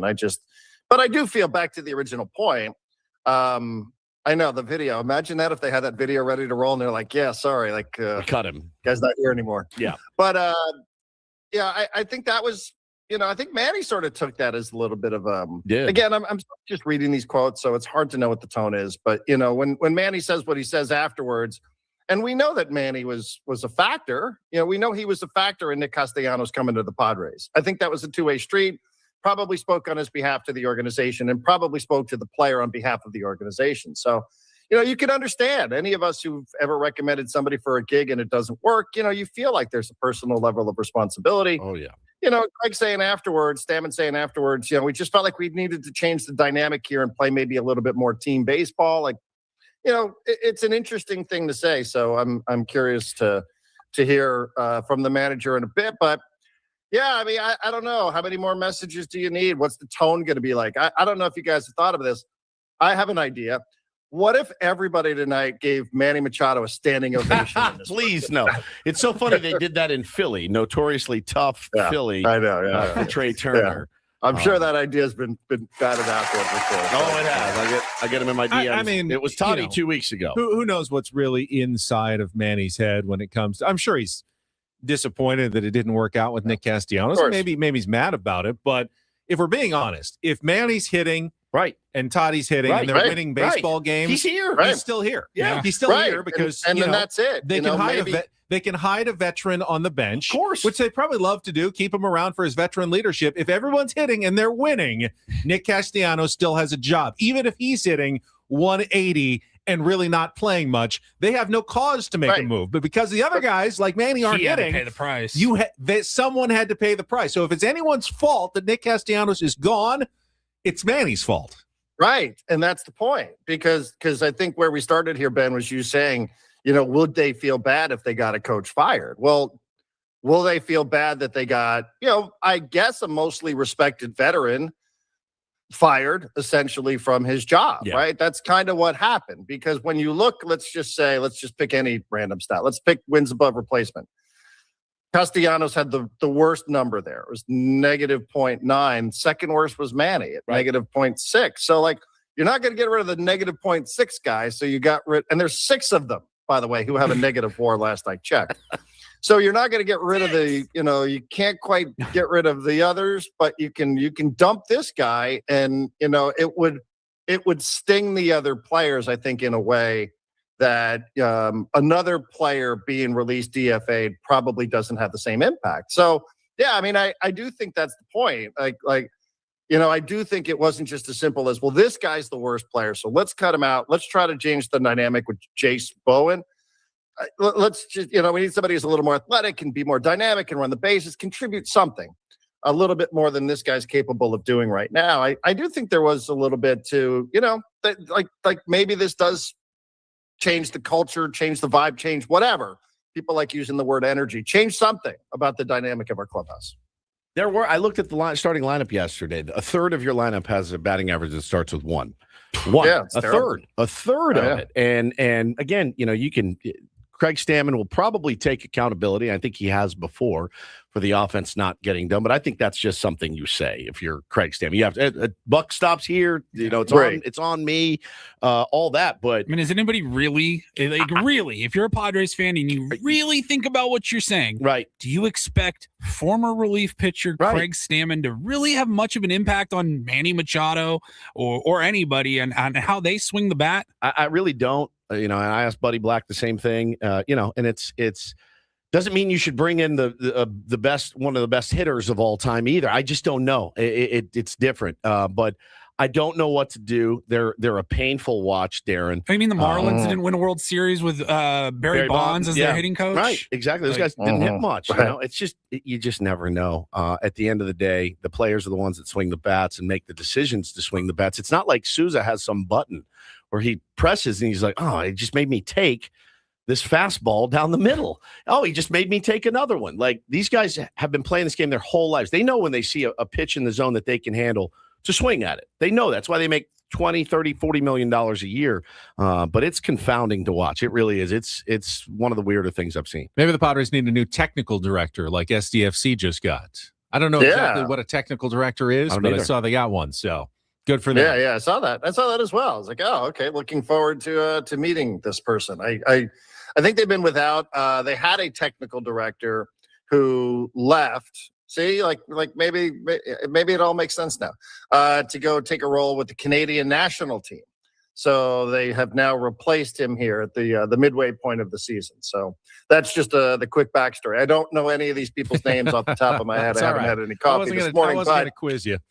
Yeah, they did have one guy who did leave because he had a connection to the Canadian national team. World Cup cycle makes a lot of sense. And they had another guy, I think, in the system. And, now we'll get an opportunity to meet him coming up in a bit. So Darren, looking forward to that. Have a good weekend. We will talk to you again next Friday. Thank you so much. All right. Thank you, guys. Appreciate you. Darren Smith on our SDCCU fan hotline. It's not big bank banking. It is better. And again, we will have Craig Stammen joining us for our management report coming up at 8:35. Before that, we've got some Take on Woods to get to in our 8 o'clock hour. And, Sarris, Smart Baseball, right at the end of the show at 9:35. So plenty to still do here on a Friday in the second half of the program, which is coming up, broadcasting live from the Bill House Studios. We know how.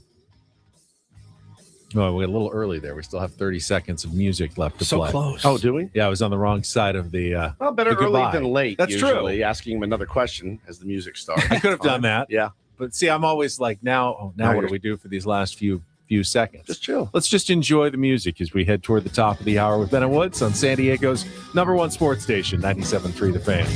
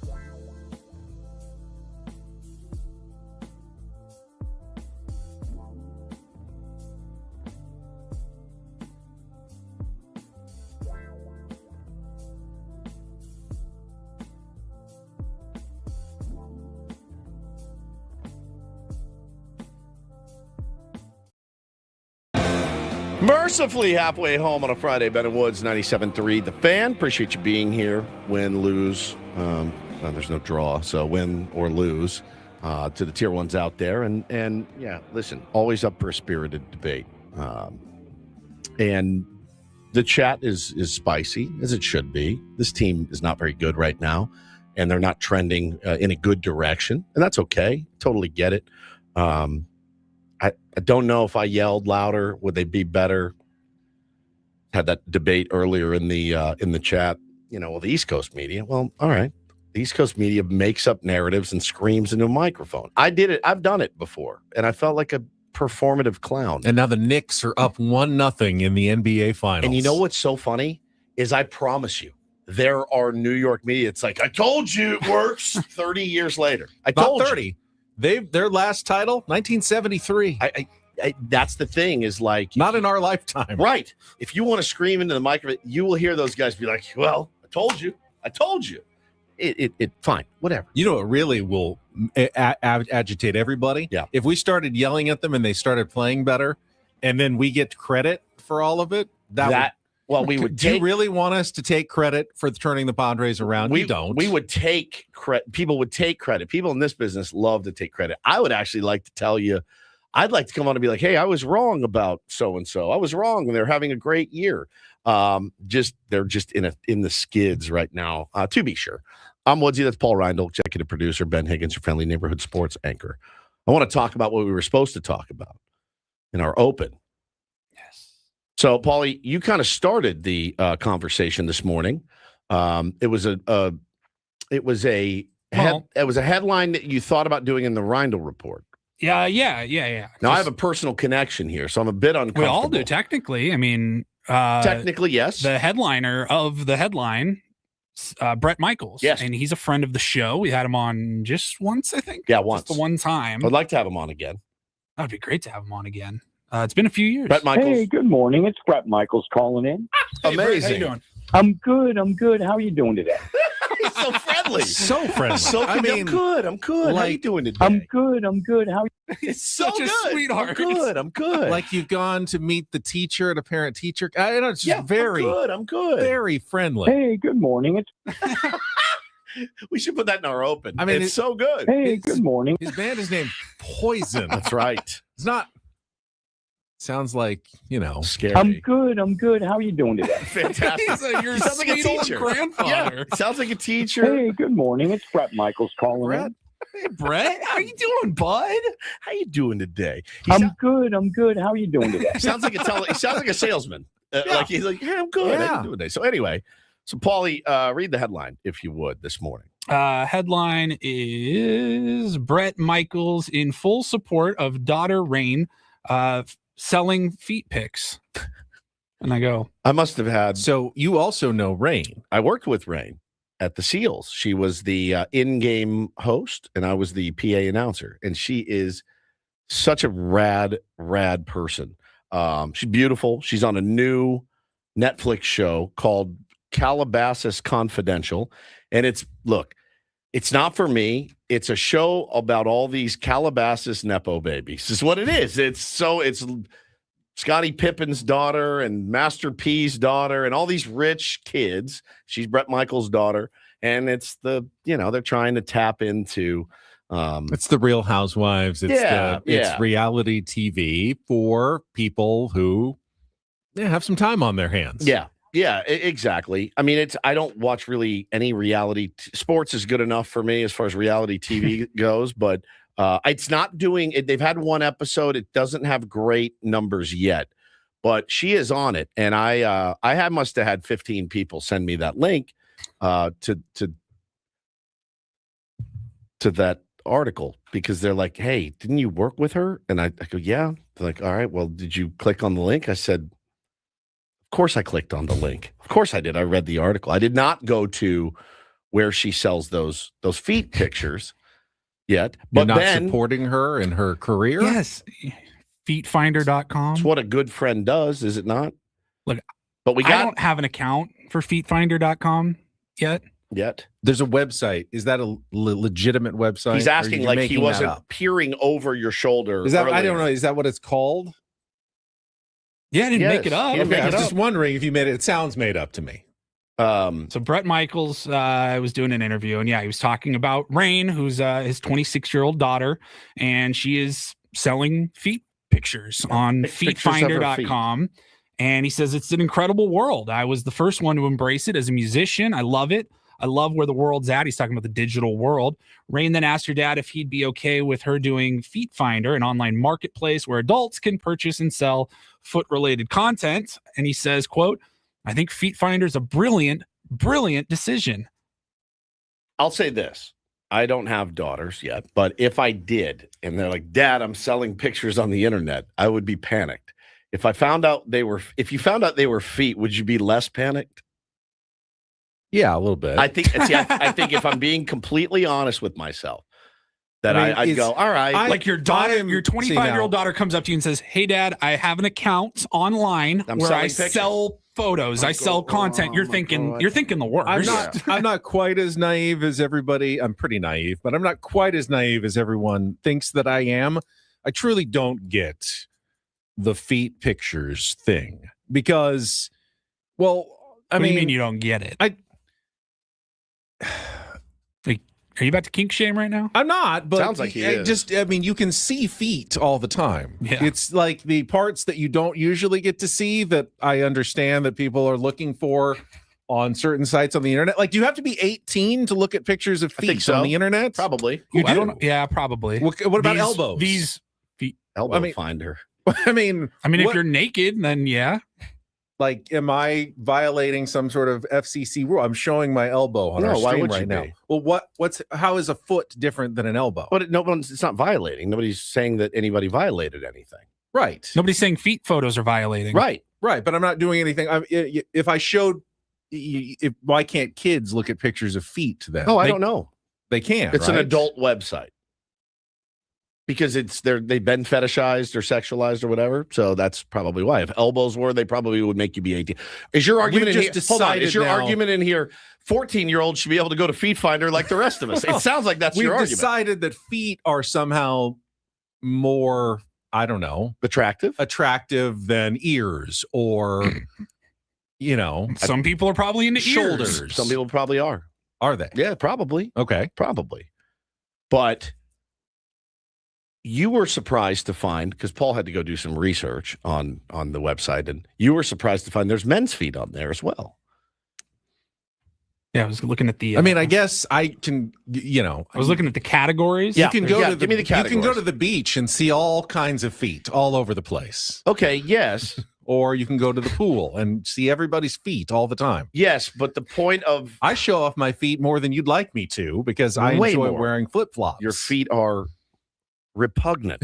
Absolutely repugnant. There's corns and You're not wrong in that you can go down to, South Mission after the show and see people's feet out at the beach. Right. You will get not arrested. a private part. You'll get arrested if you go up and start sniffing their feet. Correct. Well, yeah, you but can't you do that on the internet. But you can. You can imagine it. You can imagine anything you want at any time. Do you really not get this? Do you really not get why it's different? I don't see how it's been made into an economy, essentially. That everything's an economy. If then there are guys people are going to pay for it, then it's an economy. You can sell it. There are guys that stream themselves 24 hours a day, and that's an economy. And they're literally sitting at their house. I don't get it either. Honestly, it's not for you to get. But so it's not something that has appealed to you, because I as much as I'm into it, I still have not looked at that website before. I'm not disgusted by feet. I'm also not attracted to feet. They're just what people use. I know to people walk that around. are absolutely disgusted by feet. Me too. I'm not one of them. And I wasn't disgusted by them. I was indifferent towards feet. Mm-hmm. I'm also indifferent towards feet. Well, then I was gonna say, and then I got older, and now I enjoy it. Your wife is in the chat and said, your wife said, I have beautiful feet, and Paulie won't let me share them. Now, my question to you, are you hoarding your wife's feet? So just for yourself? What if you could make an extra, hang on. What if you could make an extra $5,000 a month? Hang on. And there's no face, because that's what we want to see. Is there face attached? There's not. It could be. We haven't had like serious conversations about this, but you should. I would be okay with it. Let me I ask would be you. Okay, too. so if there's no face, wouldn't you want to know whose feet it was? No, if you were because you're looking at the attracted feet? to the feet. But they have to be attached to a person. Well, they are. They're not cut off, severed feet that they put on a website. All That's right, if it was totally anonymous, would you sell body pictures of yourself? totally anonymous. Like, yeah, Nobody wants no it, one but knows yeah, who you are. What part? My second chin or my belly? My or man boobs? Any part. Like, would you be okay my with bird that? legs? How about my tiny, creamy white bird legs? I mean, styles change. Back in the Middle Ages, people who were like morbidly obese were attractive because they were rich. They were rich, They had and that was what was considered desirable. So things change. I grew up in the wrong era. At some point, bird legs may be the new thing. Like people are. How do I get bird legs like Woods? Because he's got the hottest bird legs I've ever seen. I mean, I sell baseball cards on the internet. What would stop me from selling my tiny little bird legs? Right. Lisa says, "Who wouldn't, Ben? Yeah, who wouldn't sell pictures of themselves to make extra money?" Boy, if I thought people wanted it, sure. That's but I the just thing. don't. Know your audience. The worst is you put it out there. You're like, all right, I'm gonna throw these up, and nobody responds. Nobody gives you any money. That's the worst part of it. So then you're just feeling worse about yourself, and this feature that you thought was so great wasn't. So yeah, it's different. Well, if I do end up helping out Megan, or if you help Hannah out on their feet finder journey, there's plenty of categories to choose from. Like you have high heels, soles, the soles of the feet. Okay, I'm less attracted to the soles of the feet. Nail polish, yes, socks. No. Feet with gross. socks I hate on. socks on women. I The really do. picture I do. is like a cozy fireplace, and then like wool socks. Forget it. They're like fully clothed at this point. Forget it. Pedicure, dirty feet. No, come on. You're a creepy pervert. I'm sorry, the socks thing kills me. You would pay for anklets, covered feet. A big woolly socks on something. That'd be like going to a website going, I'd like to see someone in a bulky sweatshirt. Yes, give me somebody covered up from head to toe. Well, okay. And then I think there's so many different. I would assume. I don't know. This is literally. I swear to God, on my life, this is my first time exploring this website. Sure. I've heard of it. This is actually the first time looking it up. I'm sure there are different layers to it. I think you could probably, if the price was right, you could purchase those socks that are in the picture. Now we're getting into very dark territory. I'm just saying that might be part of that appeal. There's dancer feet, tattooed feet. Yeah, like that. Nylon. Male feet. And because Ben was looking over my shoulder and he goes, pantyhose. Ben goes, that looks like a male foot. I'm like, well, it is. Remember how I told you the other day how shallow I am? Yes. Or I was, I should say. No, I'm grown a lot. There was a girl I worked with, was pretty attractive. And she walked in one day and she had hose on, but she had open-toed shoes. And I was like, oh, she's cute. And I looked down, I was like, and it was like the webbing of it didn't the hose webbing. Yeah, the hose feet. webbing. That was a turn off. Eternally grossed out by it. So that wouldn't be my subgenre there on that website. That's just me being honest. Open-toed shoes with hose didn't make any sense to me. Right? That was just the top categories. top. They have like the all categories. They have, it's alphabetical. So there's Birkenstocks, Bunyan. Ben, you're set. Callus. The corn. Chubby feet. Oh, chubby feet. Crocs. Ew. Let's see. Do they have ankle bracelets? There's one just says emo feet. I don't know what that even looks like. It sounds like we should Painted all, like Robert Smith. It sounds like we all could be making extra money right now by simply posting pictures of our feet. I think we should actually there's a try market it. for every kind of foot out there. This one says Italian. How would you know? That's Italian. Oh, are you kidding me? Italian feet. What does that look like? All right, missing toenail. God. I teach their own, I guess. Nike shoes is a category. Polly. You can also go on the Nike website Nike app. and see a lot of Nike shoes. There's a bunch of perverts on the sneakers app. What? I just made $40. You're going to get us canceled I here. just You can't made just 40 show your Nike shoes. I just made $40 on a stream. You need to see some sort of warning or something like, Holy please crap. turn away if you're not ready to see this. It is jarring to see the depravity of people. It is. Sometimes you're like, man, really? Okay. Man, that's but funny. that is interesting. That is very, very interesting. Yes, Megan, there is a redhead foot category. Would you put your feet up just to see if you made any money? I think that'd be hysterical. I'll do it if it like we can. We'll start a show account. I'll put my feet up there. The feet of Ben and Woods. Ben and Woods' feet. We don't have to tell whose foot is whose. I think everybody would know. Ben's probably famous enough. We could get him set up on Wiki Feet. What's that? That's like celebrity feet database. Celebrity feet. I would do it now in a second. See, that's the thing. I love feet. My feet are repulsive. Too. Yeah, I don't They're like my gross. feet at all. I love feet. Yeah. When I look at my toes, I'm like, ugh. That was great. Yeah. I mean, hey, consider it. If Megan could make an extra, like I'm making, extra few $100 selling baseball cards. But I'm in. I'm into it. All right, we need to take a time out. Do I need to, like, if I that help her? conversation lasted Hopefully- entirely too long. Hopefully Craig Stammen was listening. I just texted him to make sure he's still good. Okay. Yeah, give you a call in 20 minutes, All Craig.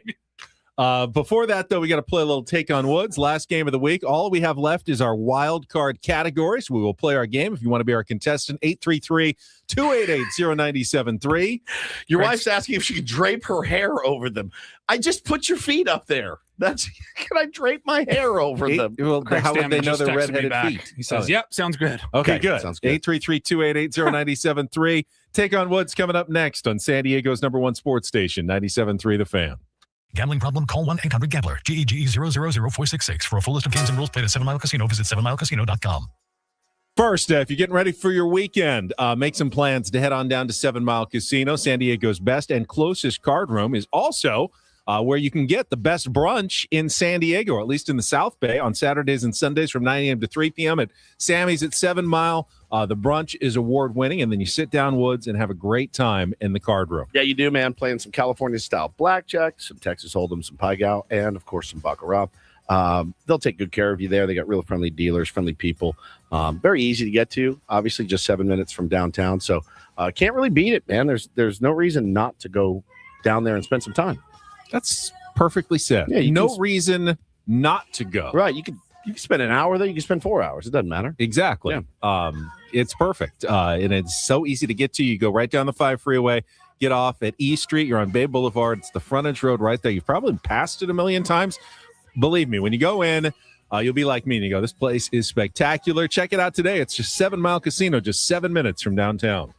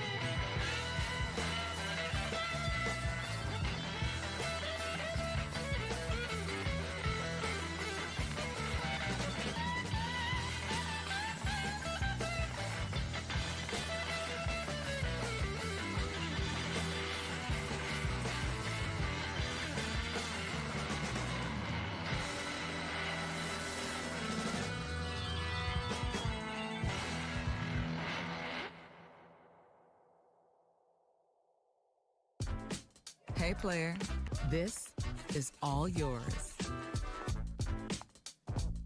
This room with this view. This speakeasy with this cocktail. Hey, could you make that too? This spa with this. Ah. And this pool on this roof. This is all for you. The all-new Hamul Casino Resort, now open.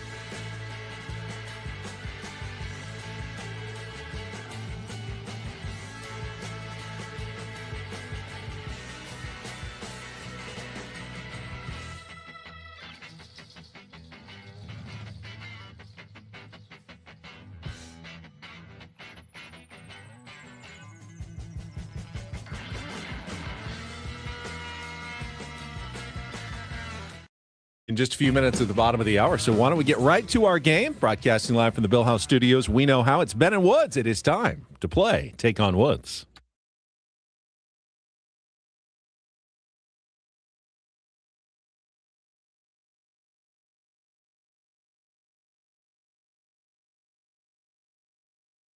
Take on Woods brought to you by Bay Alarms, security and fire alarms for every business. We got you. We got Daniel this morning. Hello, Daniel. Hey. All right, this is tough because you have no choices. We only have the wild card category left. I'll explain to you what it is in just a moment. But if you can beat or tie Woods, you will qualify for our grand prize staycation at the Town and Country Resort in Mission Valley, plus a $250 food and beverage credit. Get your special rates for your staycation. Ben and Woods fans, fans, $199 per night, exclusively for our listeners at towncountry.com/thefan to book today. I got 3 pools. They got the water slide, 4 stories tall, called Twister. All right, Daniel, here's what we've got today. It's the wild card category. It's the only one we've got left this week, and it is the same as the one we did a couple of weeks ago. So if you remember, this is called Title Tracks. It's a music-movie crossover. We're looking for 5 songs and movies that share a title. But the trick is I will give you the musical artist and the star of the movie. You need to figure out which one they have in common. So again, if I said Roy Orbison and Julia Roberts, you would say, Daniel? Yeah, I'm thinking on that one. Pretty Woman. Julia Roberts, Pretty Woman. Roy Orbison, he was Pretty Woman. Hopefully, you'll get a couple of these as we go forward. So that's how the game works. You'll have 60 seconds to answer as many of them as you can. If you don't know one, pass. We will come back to it if there's time left on the clock. Daniel, I'm crossing my fingers for you. Are you ready to play? Let's go. All right, 60 seconds on the clock. The category, Title Tracks 2. Your time begins when I give you your first pair of artist and actor. Good luck, Daniel. Let's take on Woods. Black Sabbath, Robert Downey Jr. What's the movie? Man. Correct. REM, Jim Carrey. Pass. Oingo Boingo, Anthony Michael Hall.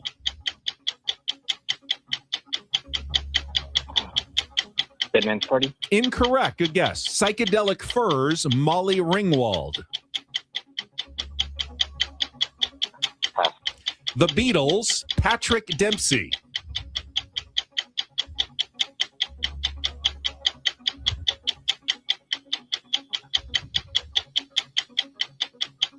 Getting a little tougher. Yeah. Help.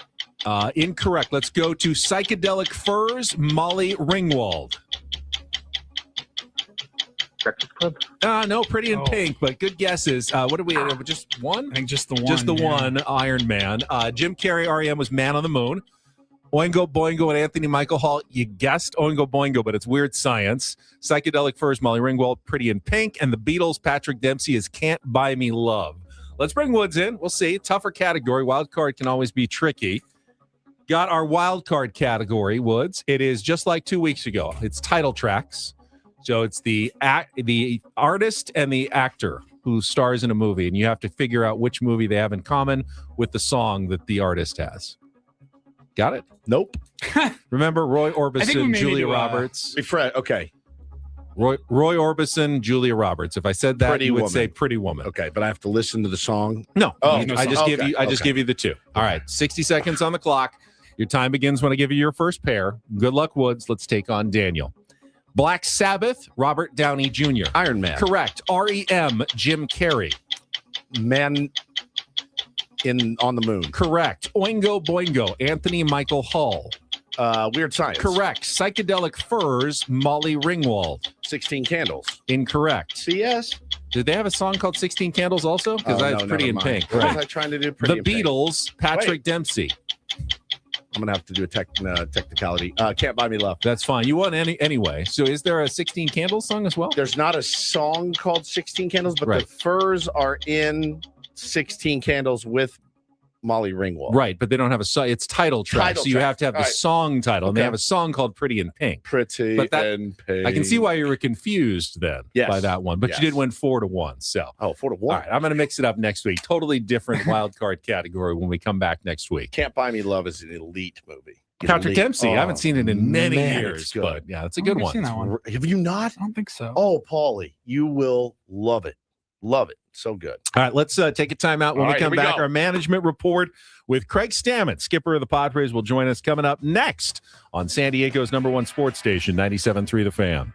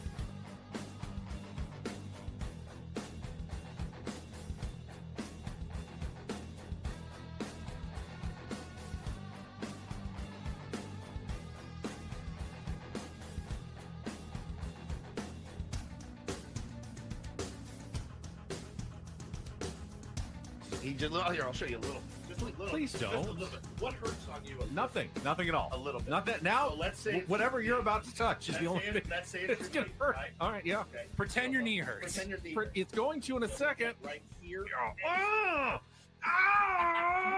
that is not pleasant. Hey, player, this is all yours. This room with this view. This speakeasy with this cocktail. Hey, could you make that too? The spa with this. Ah. And this pool on this roof. This is all for you. The all-new Hamul Casino Resort, now open.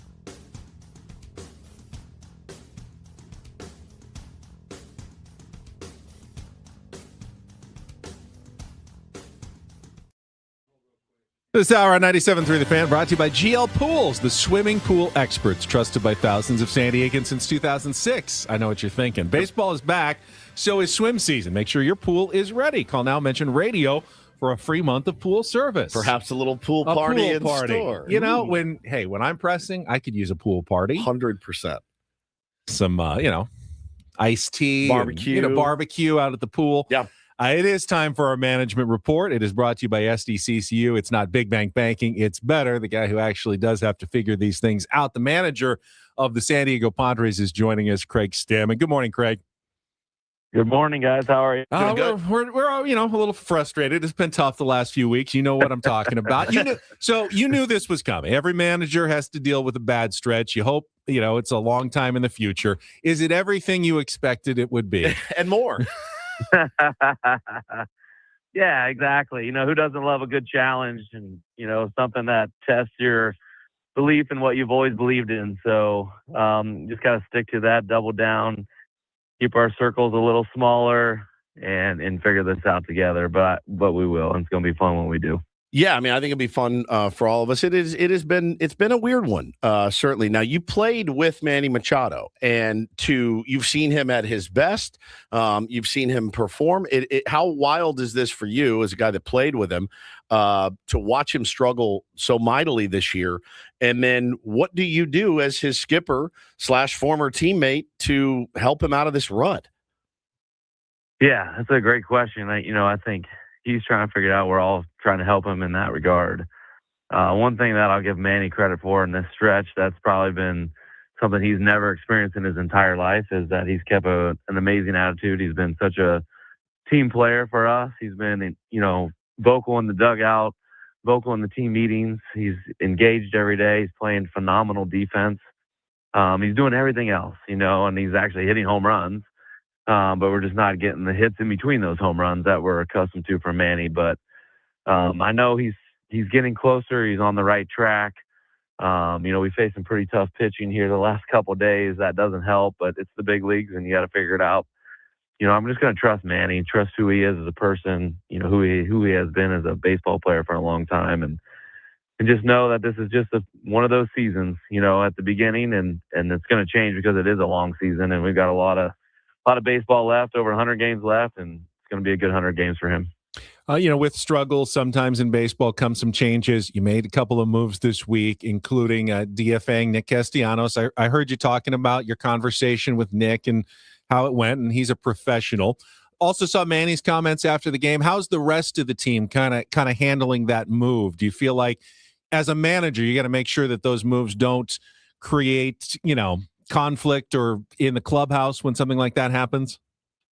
Right. You're exactly right. I mean, Nick's a great person. He's got a fun personality and definitely was all in with the Padres, in his time here. And, he's at just a different part in his career. Like a lot of guys get to, where they've been an all-star caliber player there, since he was born, basically. He's always been one of the best. And then father time catches up with you a little bit, and you're just not quite as good as you used to be. And baseball pushes you out a little bit into a different role where you're not an everyday player and you're a bench player. And for a lot of guys, that's a very difficult thing to do, to change roles on the fly and figure out how to be good at that. And I just think in his heart, he had other interests. He wasn't quite as happy with that, not being able to play every day. And he's got young kids at home and, kids that are playing ball. And I know he wants to be involved with them a little bit more. And maybe that's now's the time for that opportunity. But, we left in a good spot together. And unfortunately, it just didn't work out for Nick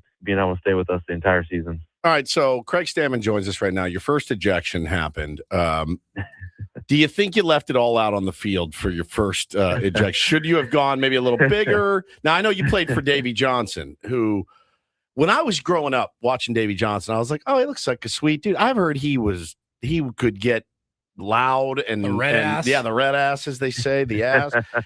Now, do you think you left a little on the table there for the first one? Oh, I left a lot on the table. You did. That was, but it we fit need my to know. personality. Like a couple people were joking, hey, that's the nicest ejection ever. Yep. I said, well, I try to be a nice guy sometimes, but the hardest part is I got a good relationship with a lot of these umpires. I don't want to ruin that one.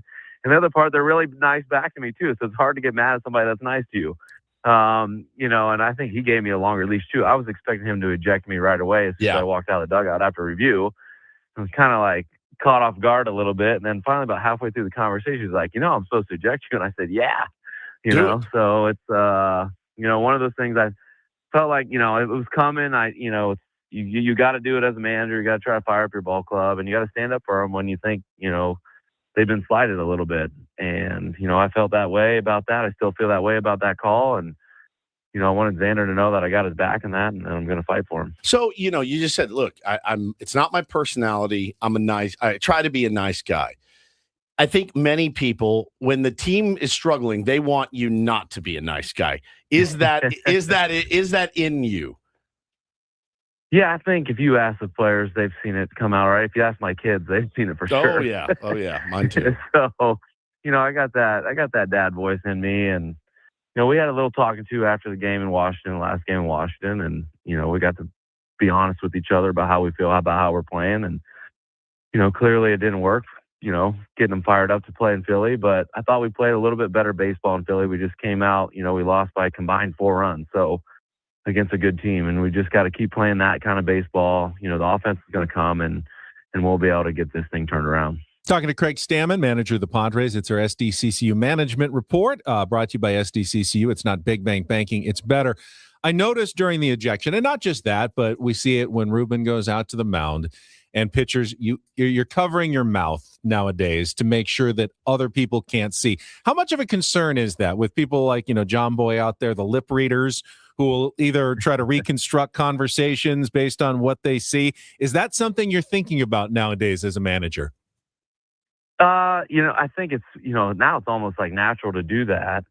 But I mean, there is a part of that too, is, I got family and friends, and, people I care about, they're watching fans or people are watching every move that we make out on the field, not just me, but the players, Ruben, anybody that's out on the field. And, there's times where you lose your temper and you're going to say a few things that you're not really happy about. And that's one way to kind of protect yourself a little bit from it. But, you want to be who you say you are, as much as possible. And no human is perfect.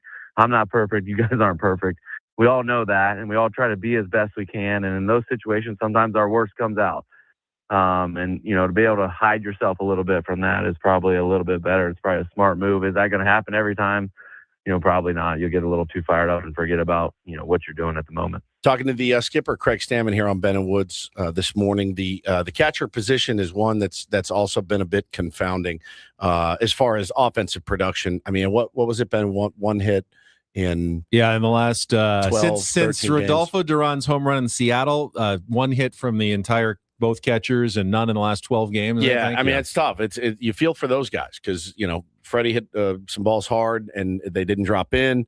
But do you feel that there is a decision that needs to be made, sooner than later about trying to get more production from the catcher spot? Yeah, I mean, we're working with these guys every day, and one thing that they have done really good is they have caught some great ball games, and they have kept our team in the game, behind the plate. And, that's their main objective in that position, is to be able to do that, to handle the pitching staff, keep us in the game, do the little things. They've been amazing throwing out runners. Freddie had a little bit of a tougher time in Philly, but up until then, they've been two of the best throwers in all baseball. We've also got Campy on the IL too, who's more of that offensive catcher that we've come accustomed to. And Freddie, like in his past, he's really been pretty solid offensively. Yep. Just in one of those funks, that it's hard to explain, but they happen in baseball. And, yesterday he hits a rocket to left field and it goes right at the left fielder. That ball falls in. Who knows? Maybe he jump starts his season a little bit and he can get going again. But, those guys get beat up a lot behind the plate also. And they're fighting those minor little nicks and knacks and injuries and stuff makes it difficult to hit, as we know, with catchers. But again, the same message. I know it's boring and hard to figure out, but it's a long season. This is just one little part of it. It's a rut. It looks terrible right now, but hopefully in a month we'll look back and say, that made us stronger, it made us tougher, it made us make adjustments to make us better than we've ever been. I think the collective funk, though, is what is the hardest. It's got, for us as fans, we get to turn it off and go about our day. For you, driving home from the ballpark, going, the whole team collectively, for the most part, is in a funk. And that's as a fan, it makes you beat your head against the wall. What is it like for the manager to look at the collective funk of the lineup? Yeah, you're right. And I think all of us, not just me, but all the entire coaching staff, the front office, all the players especially, that we're going home and all thinking about it. And I just know that when things are going, like when you're playing great baseball, you're not bringing all that stuff home with you to home. You're leaving it at the field and you feel satisfied with the work that you're doing. It's working.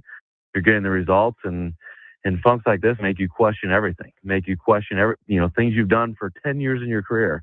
Like, is this the right thing to do? And that belief is, tough to overcome. But we as coaches have got to be able to be the biggest supporters of these players. We've got to, believe in them more than anybody in their world would ever believe, more than their mom and dad believe in them. We've got to show them that. We've got to say that to them. We got to prove it to them some way so that they can, play at their best. And I think that's kind of our goal going forward as a coaching staff, is to, get those guys believing in themselves, show them that we believe in them, and know that, like, if you go 0 for 4 in a baseball game, it's not the end of the world. The next day you're going to have a chance to do it again, and hopefully there's a couple hits waiting for you.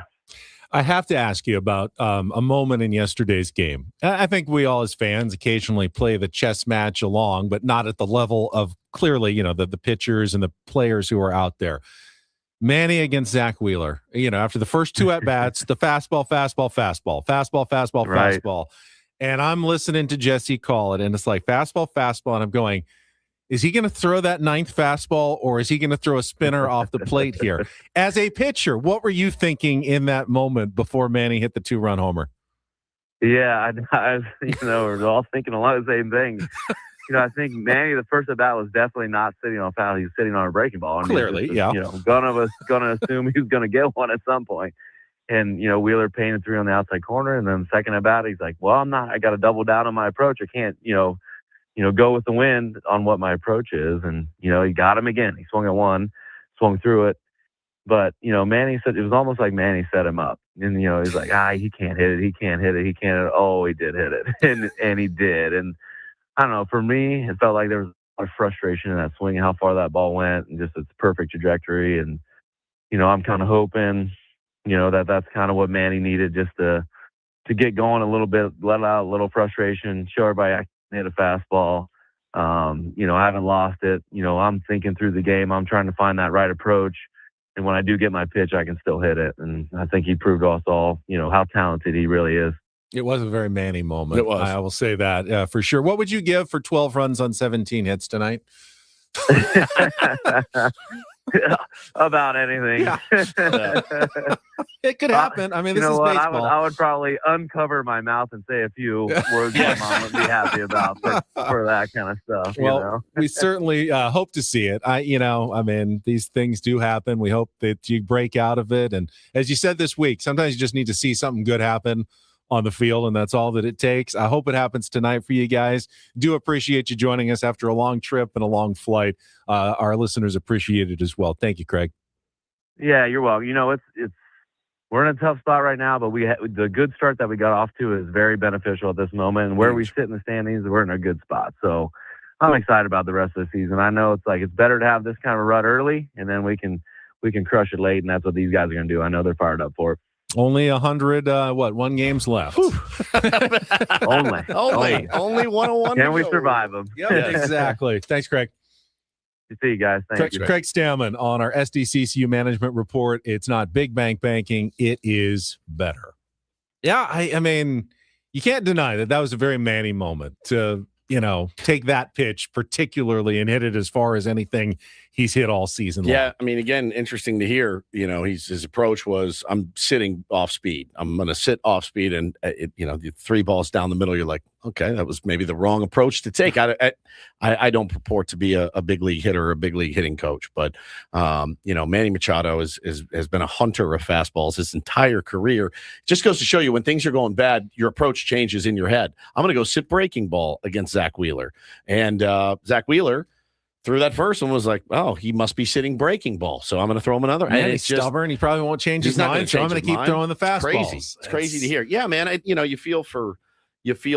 I can't imagine what it would be like. Like I talked about the collective funk, right, of everybody. It's not just the catchers. It's up and down the lineup is not getting the job done right now. So that's one where you look at it and say, what do we change? Like, do we have to make sweeping changes? Do we have to break this thing down and build it up again in June, right? Not in the off season, in June. Do we have to completely strip this down and try to fix it? I think the answer is, I don't know that you need to strip it down, but you do need to try to do something a little differently, whether it's mixed, again, he's mixed up the lineup plenty. A lot. He's mixed it up plenty. As AI told us that the problem is that he's mixing up the lineup too much. But, you can see why he's doing it. You can see why he's doing it. Of course. And baseball rules really limit you from making too many changes. Correct. The Padres only have a 40-man roster. They're up against that right now. They're going to have to activate Johnny Brito tomorrow from the 60-day IL because his rehab stint is over. They're going to need to bump someone off the 40-man tomorrow. Even if they put him in El Paso, they're still going to have to bump someone off the 40-man. So you can't just willy-nilly, let's make 7 changes tonight to our roster. You can't do that. You don't have the roster spots to be able to make major changes in season with guys under contract and guys on your 40-man. That's just impossible to do. Yeah, it is. And Mets coming in town. It's a series, a team that you feel like you should beat, but it's not like that team's not laden with stars. And it's not like we haven't been a team that has helped other teams get back on their feet. So, of course, man, you're nervous as a Padre fan for every game. You have no confidence. If you as a fan have no confidence going into games or very little confidence, how do you think the players are feeling right now as well? Like, got to be tough for them to go to the ballpark. But you know, they're the ones who get paid to do it. They got to figure it out. I certainly understand fans who are skeptical when Craig Stammen says, still feeling good. We're going to turn this around. He sounds really confident that is going to happen. I understand your skepticism, but he does make me feel better. I know he's not an idiot. I know Craig Stammen's not an idiot. And if that's what he truly feels, then maybe I'll buy into that as well. And this is just temporary. Show me, not tell me, right? It too shall pass. We will come back. We've got Reindl Report. We've got Eno Sarris and more in our final hour here on The Fan.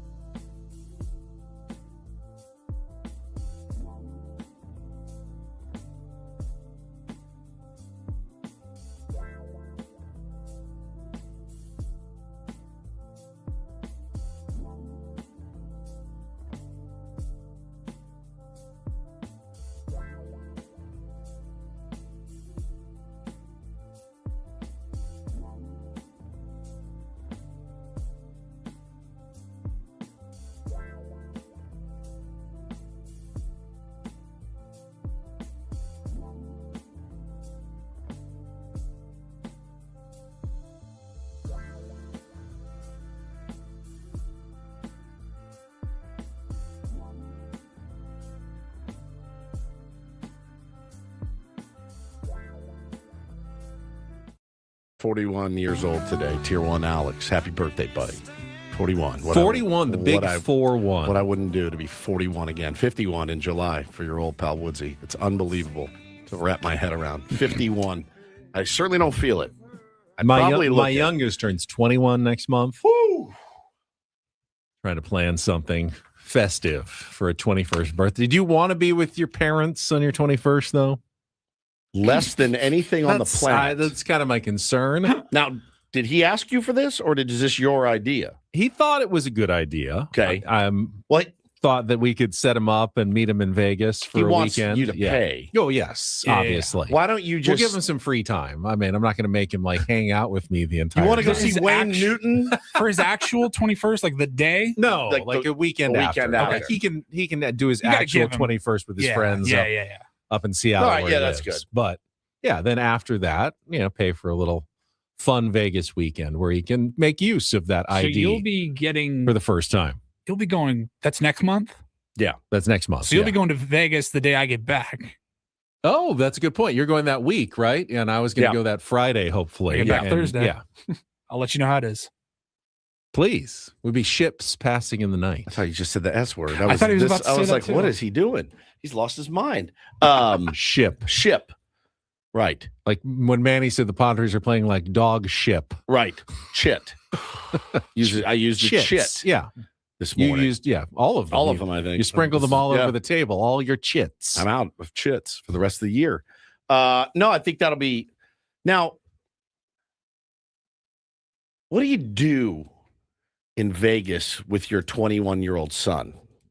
Because you're you. I'm asking you. Me. I know what I would do, but Right. what would you do? Well, I would take him like to the gambling Golf course. tables. Golf. He doesn't play golf. He doesn't play golf. No, I mean, Hey, you want to ride around the cart while Dad plays the win? sit next to him, at a table or something, roulette, or explain the rules. Ben's playing the rules to him. It's just like this is like your Odds birthday. You and get to Ben rules, explain yeah. the whole weekend full of Ben explaining. Yeah, I don't think we'd go. I don't think I could go with my son to like an adult establishment. That's what I That want. would be That's where I weird. was leading. That would be I was awkward. trying to lead you down For the both of us. path. Would it be? Very. Never been with my dad. Been with my uncle. Had a friggin' Your uncle? Oh my God. Had a time of my life. Yes, had the time of my life. Uncle Your Jack. dad's brother? Yeah, in Chicago. Guy used to come in, take me and like 10 of my friends. He's like, let's go. Time of our lives on the house. He was recently divorced and we were in college and he would drive down from So Travis. he was Travis kind City. of reclaiming some of his 100%. old youth with you guys. Parent would be very weird. Hey, Dad, and as Bunny is rubbing up and down on your dad's legs, you're like, all right, this is weird. Yeah, I don't think I could do it. Don't think I could do it. No. So you guys, you'll just gamble, take him to dinner, Yeah, absolutely. sit by the pool. Yeah. Yeah. Okay. Which is pretty much what, and then golf is my Vegas vacation. But Right. Will you golf? I don't know. It's very hot in July. in Very Vegas. hot. It's not. I've thought about if It's not that fun to be outside for 4 hours. We're driving that week out there, and I thought, I'm like, hey, we're not flying. I can bring the golf clubs, but like, it's gonna be like July 18th. Play by yourself? in Vegas.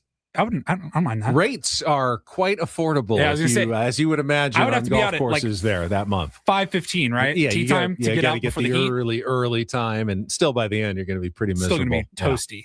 Yeah. I don't know. I don't think I can do it. But at least that's the tentative plan right now. All right. Start looking into that. Yeah, this get a weekend. cabana by the pool.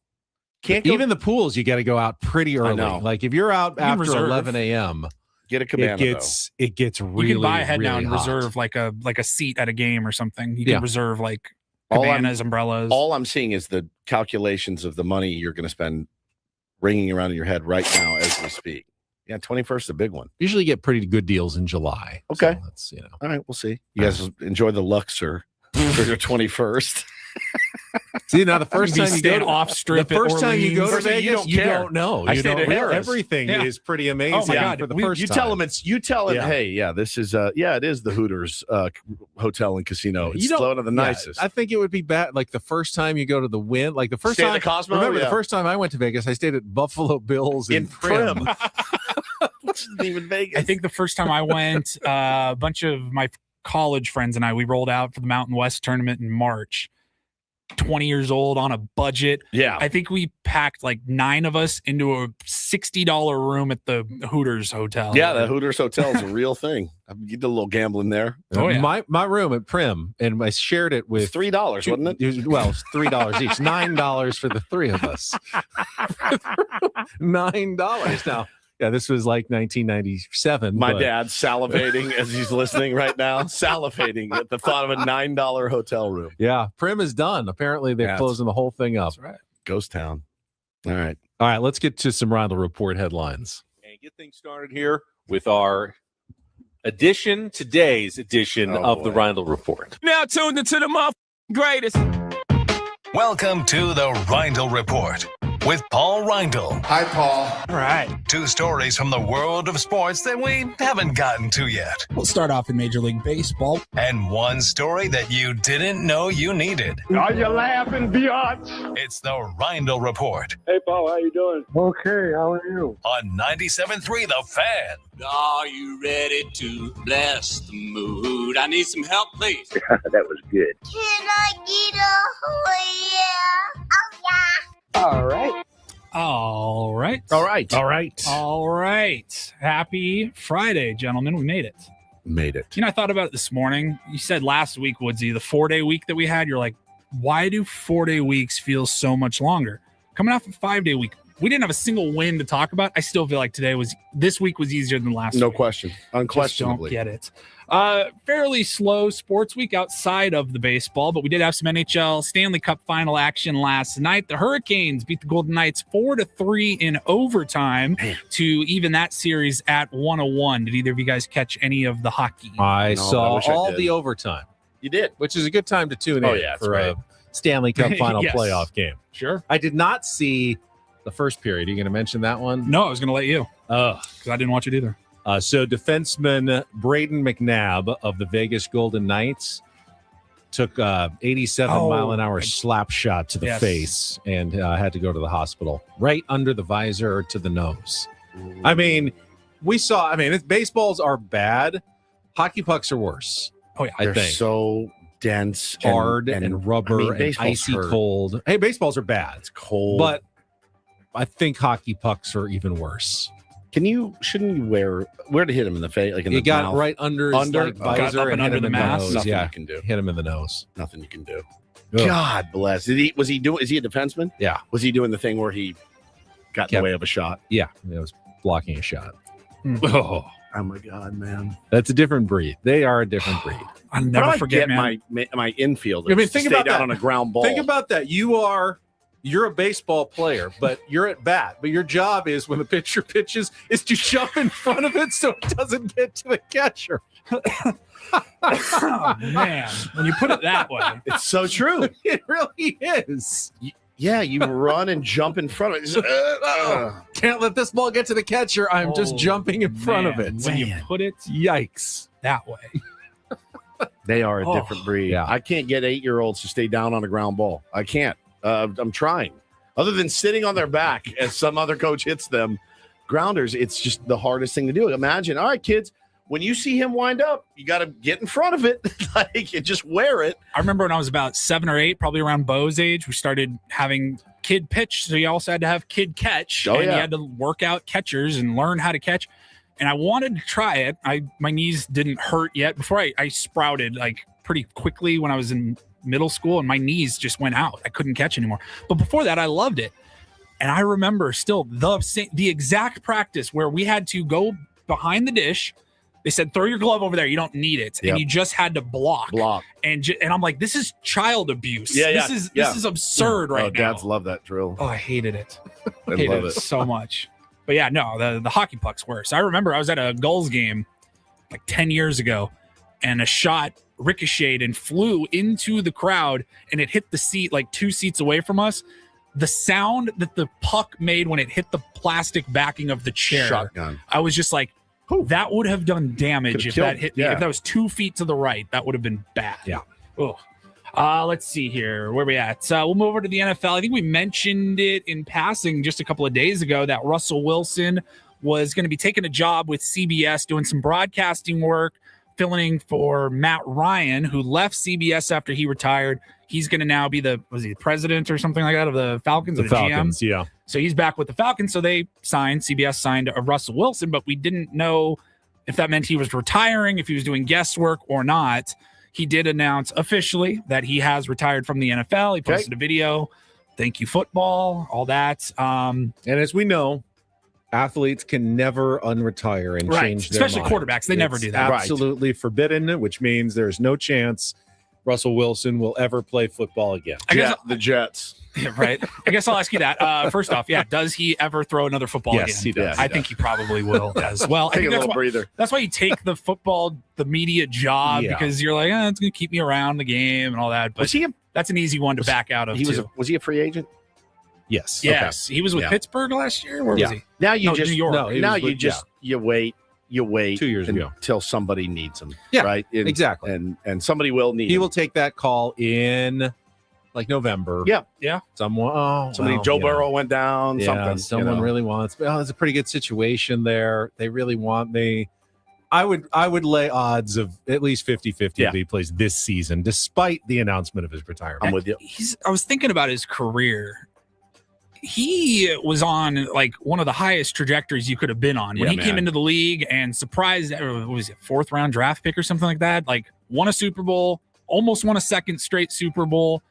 He was like headed for the Hall of Fame. And then his career really, like after he left Seattle and went to Denver, and then he bounced around to like 3 or 4 different teams. Like he was never the same quarterback. No. The second half of his career was like a complete polar opposite of the first half of his career. And then people started asking yesterday, is Russell Wilson a Hall of Fame quarterback? Yeah, I think he is. Really? Yeah. I mean, Hall of Fame. Recency bias makes everybody say no, but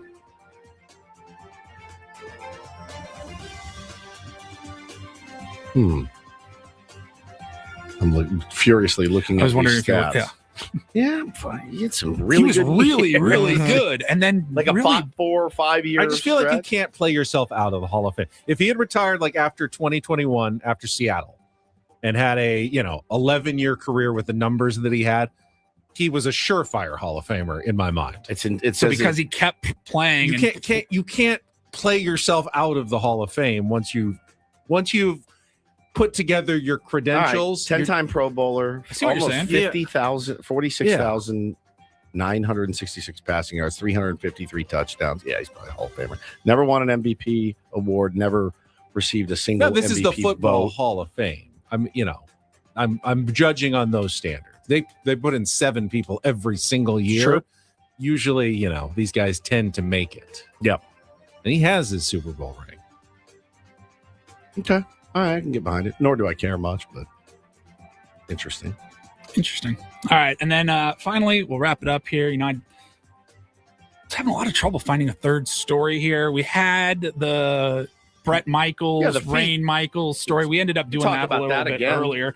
I don't have a third story. I did have something though for you. I didn't leave you completely hanging. So when we talked about the Brett Michaels and Rain Michaels and the feet story, we played this clip from when we recorded after the show with Brett Michaels like 4 years ago. Hey, good morning. It's Brett Michaels calling in. Hey, Brett, how you doing? I'm good. How are you doing today? It just makes me smile. So weird. Every single time.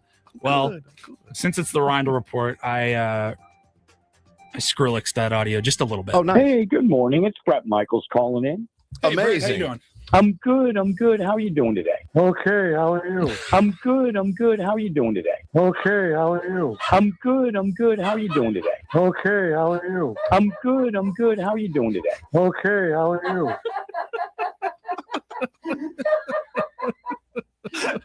I was like, oh, is he going to echo this? Because that's not going to make me laugh. That got me good. Was not expecting that at all. Oh, God. Oh, I needed it. Oh, my God. I'm dying. I'm good. How are you doing today? Okay. How are you? I'm good. How are you doing today? Ooh, I needed that so badly. Holy crap. I've been sitting on that for about an hour. Oh, about an should hour. have played it for Craig Stammen, man. Lighten the mood. Holy cow, that was amazing. Thank you for that, Paulie. Excellent work. You're welcome.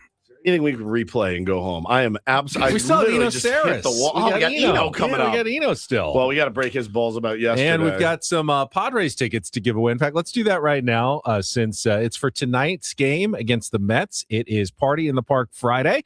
If you want to be the fourth caller right now, 833-288-0973. Okay, how are you? 833-288. We should have been a sounder to win the tickets yeah.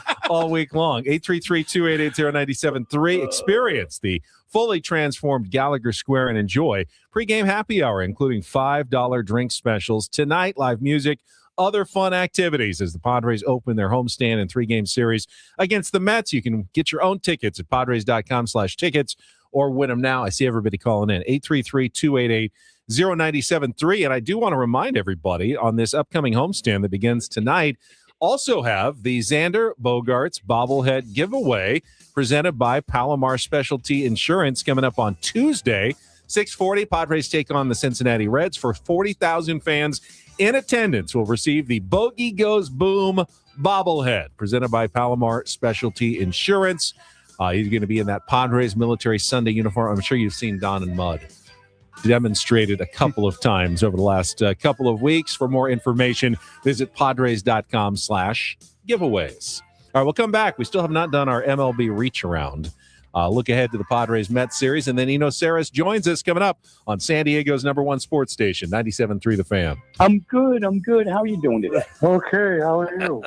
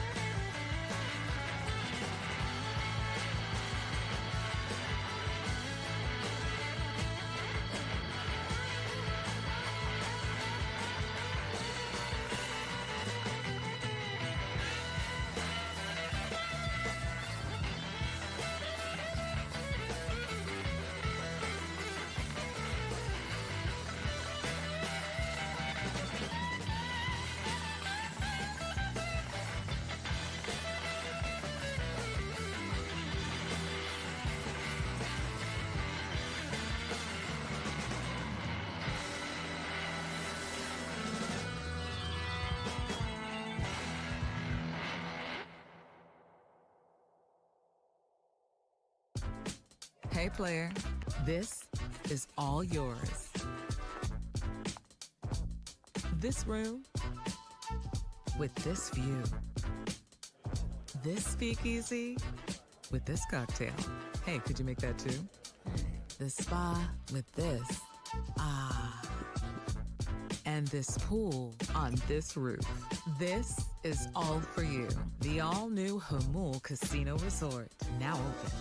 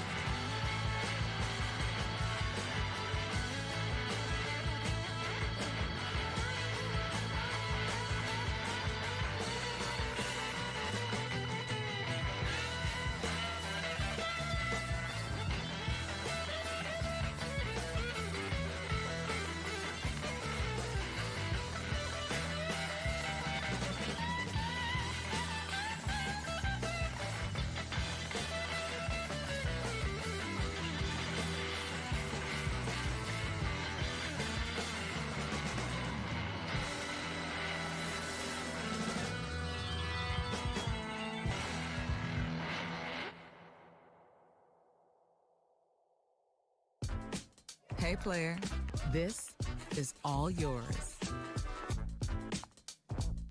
This room with this view. This speakeasy with this cocktail. Hey, could you make that too? The spa with this. Ah. And this pool on this roof. This is all for you. The all-new Hamul Casino. Casting live from the Bill House Studios, we know how. Ben and Woods on 97.3 The Fan. I am looking at one of those like StubHub or SeatGeek ticket maps for Game 3 of the NBA Finals, which is, I believe, on Sunday at Madison Square Garden. Monday at Madison Square Garden. Texting with Darren about it yesterday. The prices are absurd. And I told him, dude, if the Knicks win Game 2 and are up 2-0 heading into Games 3 and 4 at the Garden, those will be the most expensive basketball tickets of all time. You get a big arena. Think about like going like to a concert, and the ones at the top are like, oh yeah, $41, and then $72. Up by courtside, $180. Like at a normal concerts are like $200 now. When's the Depends on who last you're time you going to bought see. con- I don't know. Okay, let's say you're going to if you're going to a battle of the bands, it's about $40. Yeah, just sit so on you the know, lawn. local battle of the let's say you're bands. going to a Seals game at Pechanga Arena. Okay. What are the get-in prices all around? No idea. I worked for them. I never bought tickets. Right now, like the nosebleed corner, like your best deal, the one that has the the green deal sign on it, $8,035. That's the get in. The Fire Hot deal, which is kind of, at the top, but on the sides, $10,284. Now you go down to the lower bowl. Oh, this one's decently priced. Not right behind the court, but in the second level, $15,601. And then you get down to just the good seats next to the court, $45,823 or $53,553. This is per ticket. Per ticket. Per ticket. I told you last week the story about my buddy. He bought tickets. He's going to be in New York next week, and he just happened to be able to buy tickets. He bought tickets in the 200 level. How much are tickets in the 200 level corner, like the suite level?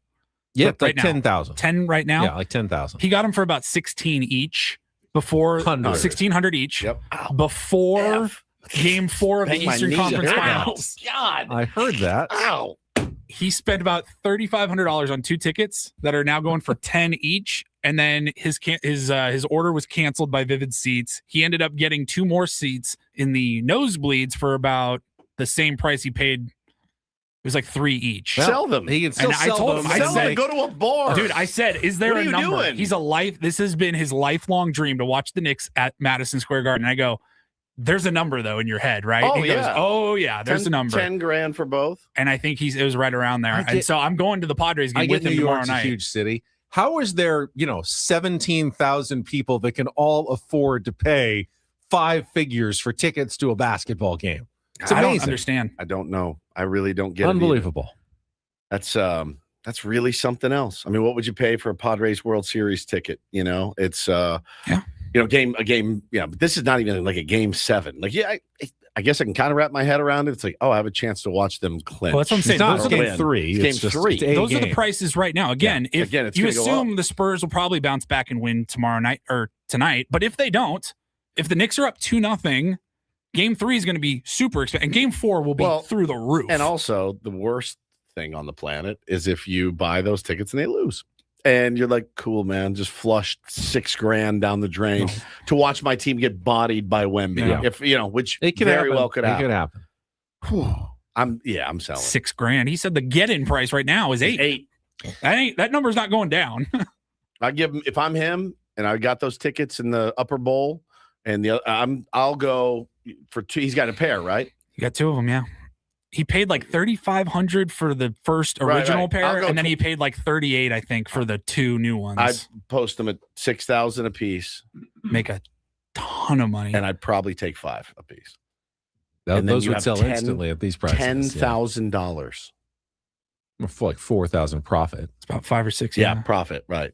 Yeah, which is nuts. All right, we got Eno coming up. Why don't we get to a quick edition of our MLB Reach Around? Reach around. They're doing the reach around. Everybody doing the Reach around. Quick, because there were I think 8 other games in Major League Baseball yesterday. We mentioned it earlier. The Arizona Diamondbacks rallied to beat the Dodgers 3-2. 2 in the 8th, and a Ketel Marte walk-off home run against former Padre Tanner Scott in the 9th inning as the D-backs split the 4-game series with the Dodgers. And the Giants, once again, they've been either giving up 16 or scoring a bunch. This time it was scoring a bunch, 12-9. And then there was a 1-0 game in the middle of those, 20 hits to split their 4-game series with the Milwaukee Brewers. By the way, look at the standings. Finally happened. Padres are now 5th in the wild card race. Awesome. In the National League. After all those days going, how are they still leading? Right. Now they are not. 5th. They have dropped to 5th, from 1st to 5th in one day. Very cool. They're only half game out of first or wild card spot again, but I mean, they've look, finally fallen out of a playoff position. But if you would have told me at the beginning of the year that do you it. were going to lose you Darvish, Nick Pivetta, Joe Musgrove. Did you download Ben's software? What is happening If you right told now? me that Manny Machado, Fernando Tatis Jr., Jackson Merrill, the whole team would not hit offensively, and they were still 3 games above 500 here on June 5th, I would believe you. I wouldn't believe I wouldn't either. I would not. They're careening off of a cliff right They now are. as we It's so speak. Though it's Thelma and Louise right now, but yep. Another Maybe we'll turn it around. Former Padre Ryan O'Hearn, he's back at a 2-run shot, his 9th. The Pirates beat the Astros 5-1. Pirates are looking somewhat legit. I watched still. that game. They got Jared Jones back. His average fastball lesson was 99. Yep. He is just squirting fire, dude. Weird game, Cubs and A's. So Cubs fans, after they lost 8 in a row at home, were booing PCA. Yeah. After he lost a ball in the sky at Wrigley Field, had no idea where it was. Ended up about 30 yards over his head. Yeah. And he just stood there, and That's crazy. Guys went and got it.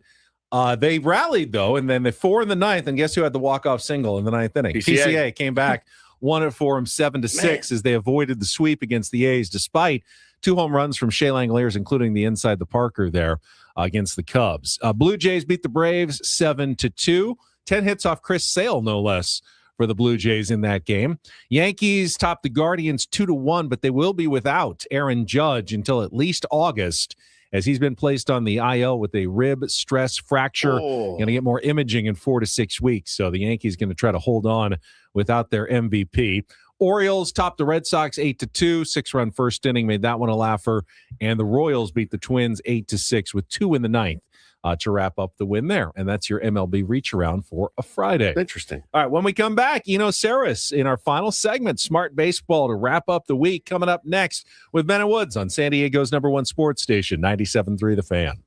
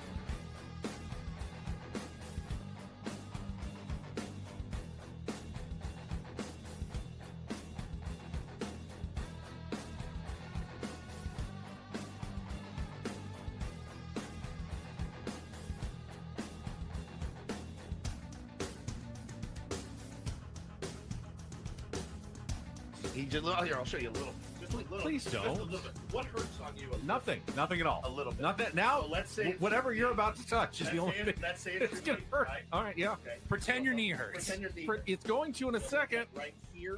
Oh, that is not pleasant. Hey, player, this is all yours. This room with this view. This speakeasy with this cocktail. Hey, could you make that too? The spa with this. Ah. And this pool on this roof. This is all for you. The all-new Hamul Casino Resort, now open.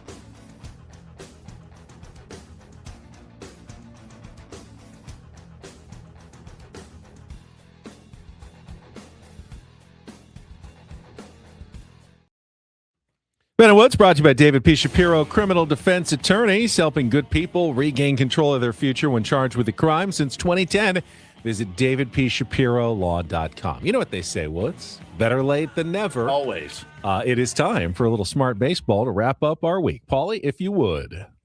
It's time for the super polished, yet to be named Smart Baseball Weekly segment with Eno Sarris, son of a bitch. Brought to you by 7 Mile Casino, just 7 minutes from the ballpark, by the bay in Chula Vista. And we're joined right now by our favorite indoor indigo idiot. Yes. Eno Sarris. Eno, how was the elementary school graduation yesterday? Laid us out.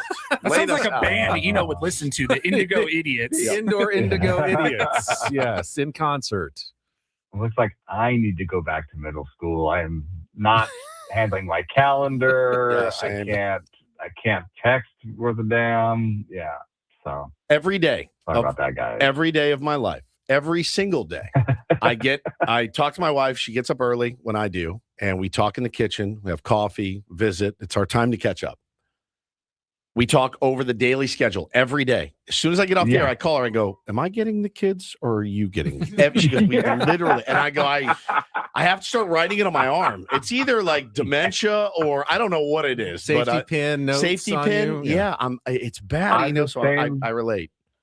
I'm the same guy. I call it the nutty professor. I'm not good at, the only way that I survive is routine. And so anytime things are knock off a routine, and we have family in town, it's graduations for both of my kids. And so everything's in hubbub. Something always I'm always like, oh my God, I'm in the wrong place at the wrong time, or the children, I need to pick up one of the children, or you know what I mean? We Like, were dying, dude. It was definitely- great, and it's something that's happened to all of us. I'm not asking him. So I'm not going to ask you. I want to talk about anything else other than our baseball club here. I really don't know what to say at this point. I was actually kind of glad that you missed it yesterday, because I don't know what to talk to him about. We've talked to him about the same thing every week. I said it today. You can't get worse than 30th, and they are in 30th place in most offensive categories right now, and now you're starting to see maybe even a little fissures in the bullpen. I'm not sure. It's hard when your offense isn't scoring. Everything else is magnified. I mean, it's just on Manny and Tatis at this point. And Merrill, showed some signs of life in recent games. Tatis finally got that homer. Oh my God, it must have felt like an enema. But I'm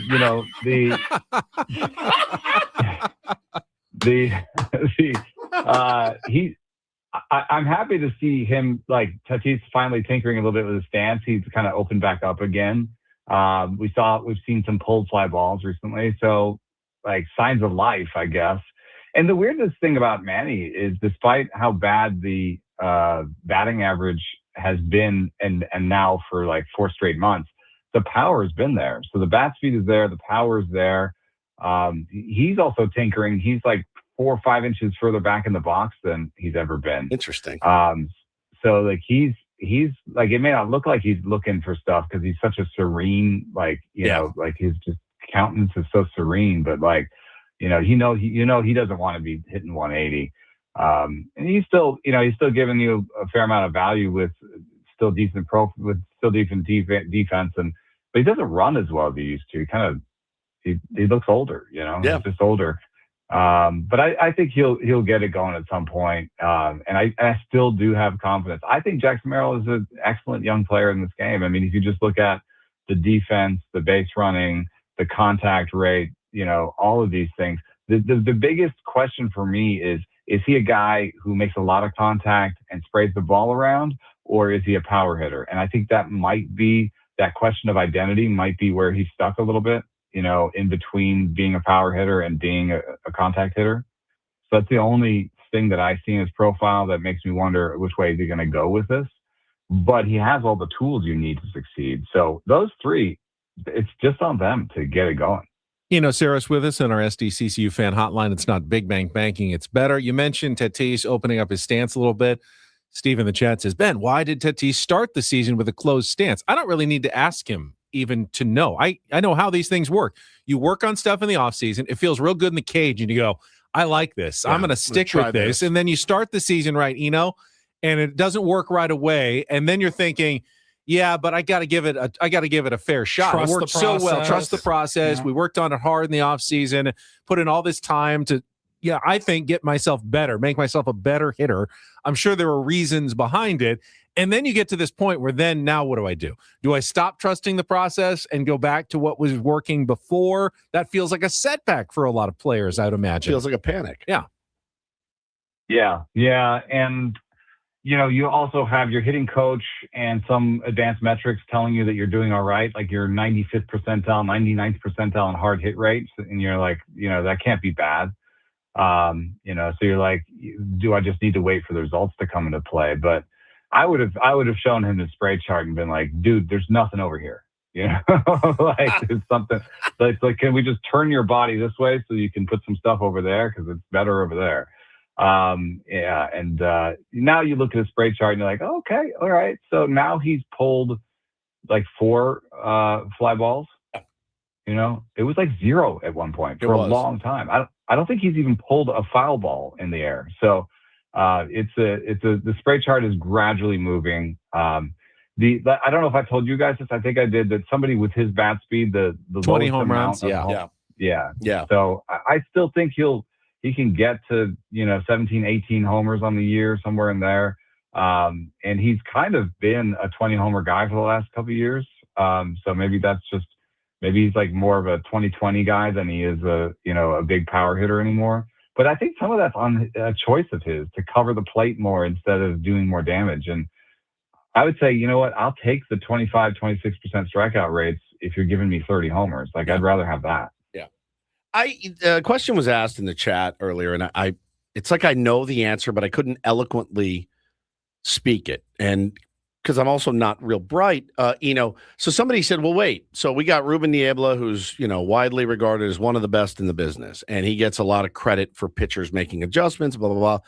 Don't tell me the hitting coach doesn't matter. My theory is that, the Padres have cycled through so many hitting coaches over the years. They're always the convenient scapegoat. Steven Souza he will be the next one to go. What is the difference? And I couldn't eloquently state it. It's different to me when you have the ball in your hand. I don't know why that is. Not that coaching pitching is easy. It's not, but it seems, what's the right answer there? I think you're right. I mean, you're dictating the action. You're dictating the action. Right? Yep. So you can stand up there. I mean, like, this is before pitch clock, but just generally you can stand up and be like, which pitch am I going to throw? And so they're like, you can, that's why some pitchers will just show me their grips, right? Because they're like, that's not going to help the hitter. Right. Like, I'm just, I get to make these decisions. If I manipulate the ball this way or do this, I get to decide. And hitting is at its nature reactive. So no matter what you do, at some point it's an animal instinct, right? Like, it's just see ball, hit ball. Yeah. I mean, one of my favorite players growing up was Benito Santiago, and he hit a walk-off homer one time. They interviewed him and they asked him, what do you do? And he goes, I see the ball, I hit it hard. That's it. Like, yeah. One reactionary, one dictating the action. I think it's a perfect what you said. When the pitcher is throwing it, they have one job, and it's to throw the ball where they want to with the right spin. Now, they don't always do it right. It's still hard to do. But with a batter, you can say, okay, how do I swing? Well, what kind of swing? Is it a fastball inside? Is it a fastball outside? Yeah. Are you looking for a slider? Is it up? Is it down? By the time you're done, you have like a million different possibilities you're thinking of, where the pitcher is really just trying to execute the one thing that the coach is trying to get them to execute. Who's the Ruben Niebla of hitting? Yeah, I mean, I don't think we've settled on anybody. I mean, I think hitting is an upheaval right now because we're getting more. We're tracking bat speed. We're tracking swing path, shape, all that stuff. Yeah. So there's a lot more infusion of data right now. So you've got your data, you guys. I think maybe well regarded as Van Scoyoc, the Dodgers one. He was one of the earliest data-friendly guys, and he was like a 30-year-old that had never played high level of baseball, that was kind of a data guy, and he was kind of a little bit surly. And so the newest version of that would be like either, kind of Jason Ochart and Soteropoulos in Boston, but they're getting a lot of heat right now. They're getting crushed right now. Long, I think, is really well regarded. He's been around for a while.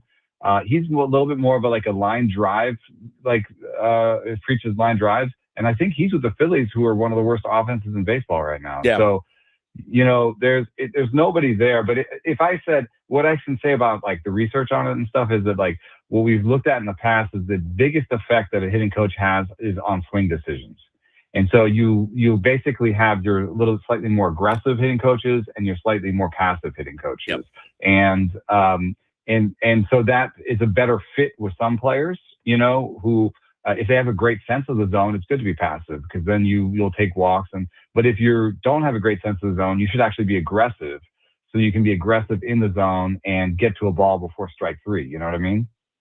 You don't want to watch strike three go by. So right, yeah, aggressive and passive. But I think there's also with modern hitting coaches, there's how much of a how many live ABs do you take? How much do you get on the traject? How much are you? How many drills are in your bag? How many different drills that do certain things? You're like, oh, you're flying off the ball, so I'm gonna make you do this drill. How many drills do you have in your bag? I think that's part of it too. In the quiver. Yep. Eno Sarris from The Athletic, you writing with Britt Giroli this week about injuries and how some MLB organizations seem to be more injury prone than others.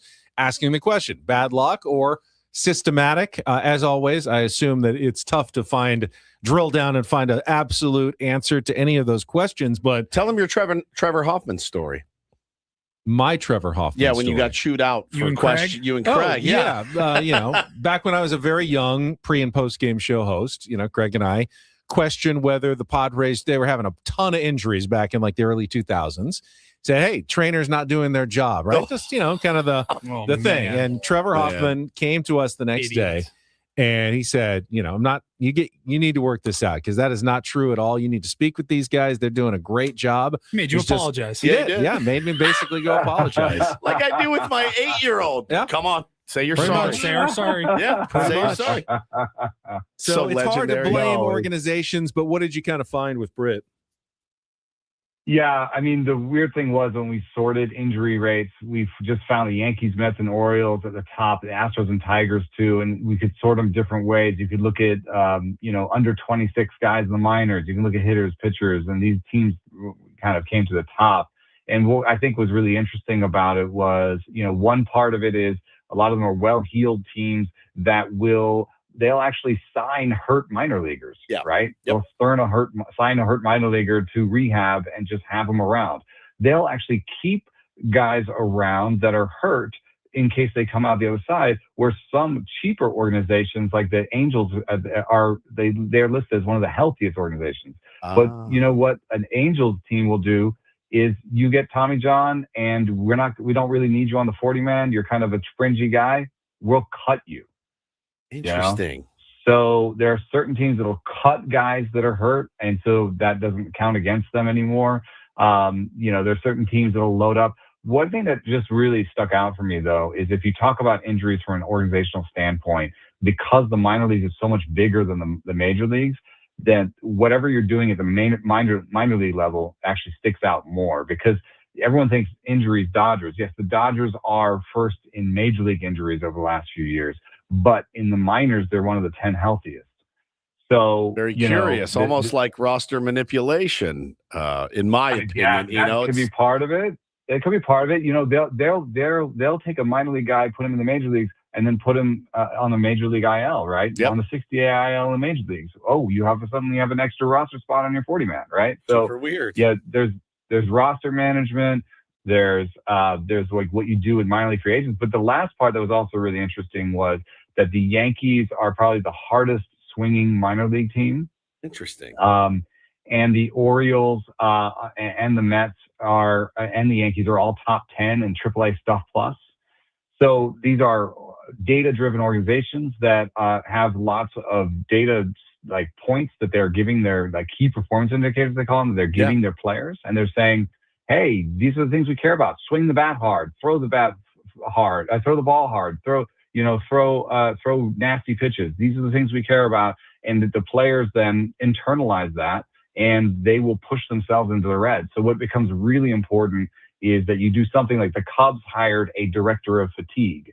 And like you just have a guy who all he does is monitor everybody's sort of fatigue levels, make sure they don't push into the red too often, right? And and the director of fatigue sometimes has to tell people, stop. Like, I know you want to make the major leagues, but today you got to take a day off, go play some golf or do something else. I would be the best in the world at that. Are you kidding me? No one's more fatigued than the chairman of fatigue. You're the chairman of fatigue. Appreciate it. We're out of time. We are out of time. I missed my calling. Take care. Hopefully we'll remember you next Thursday. We'll talk to you at 8:35. Thank you, buddy. And it'll be routine. I'll answer the phone and everything will be great. Perfect. See you, bud.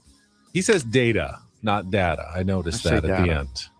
Chairman of fatigue, director of fatigue. Yeah, I'll be we're all fatigued because we've been out here all week long and we're done. Well, that's it for us. Braden and Frank can fatigue themselves coming up for the next 4 hours. For Paulie Reindl, Stephen Woods, thank you, Tier 1s. We will be back Monday morning at 6 a.m. right here on San Diego's #1 sports station, 97.3 The Fan. Have a great weekend, everybody.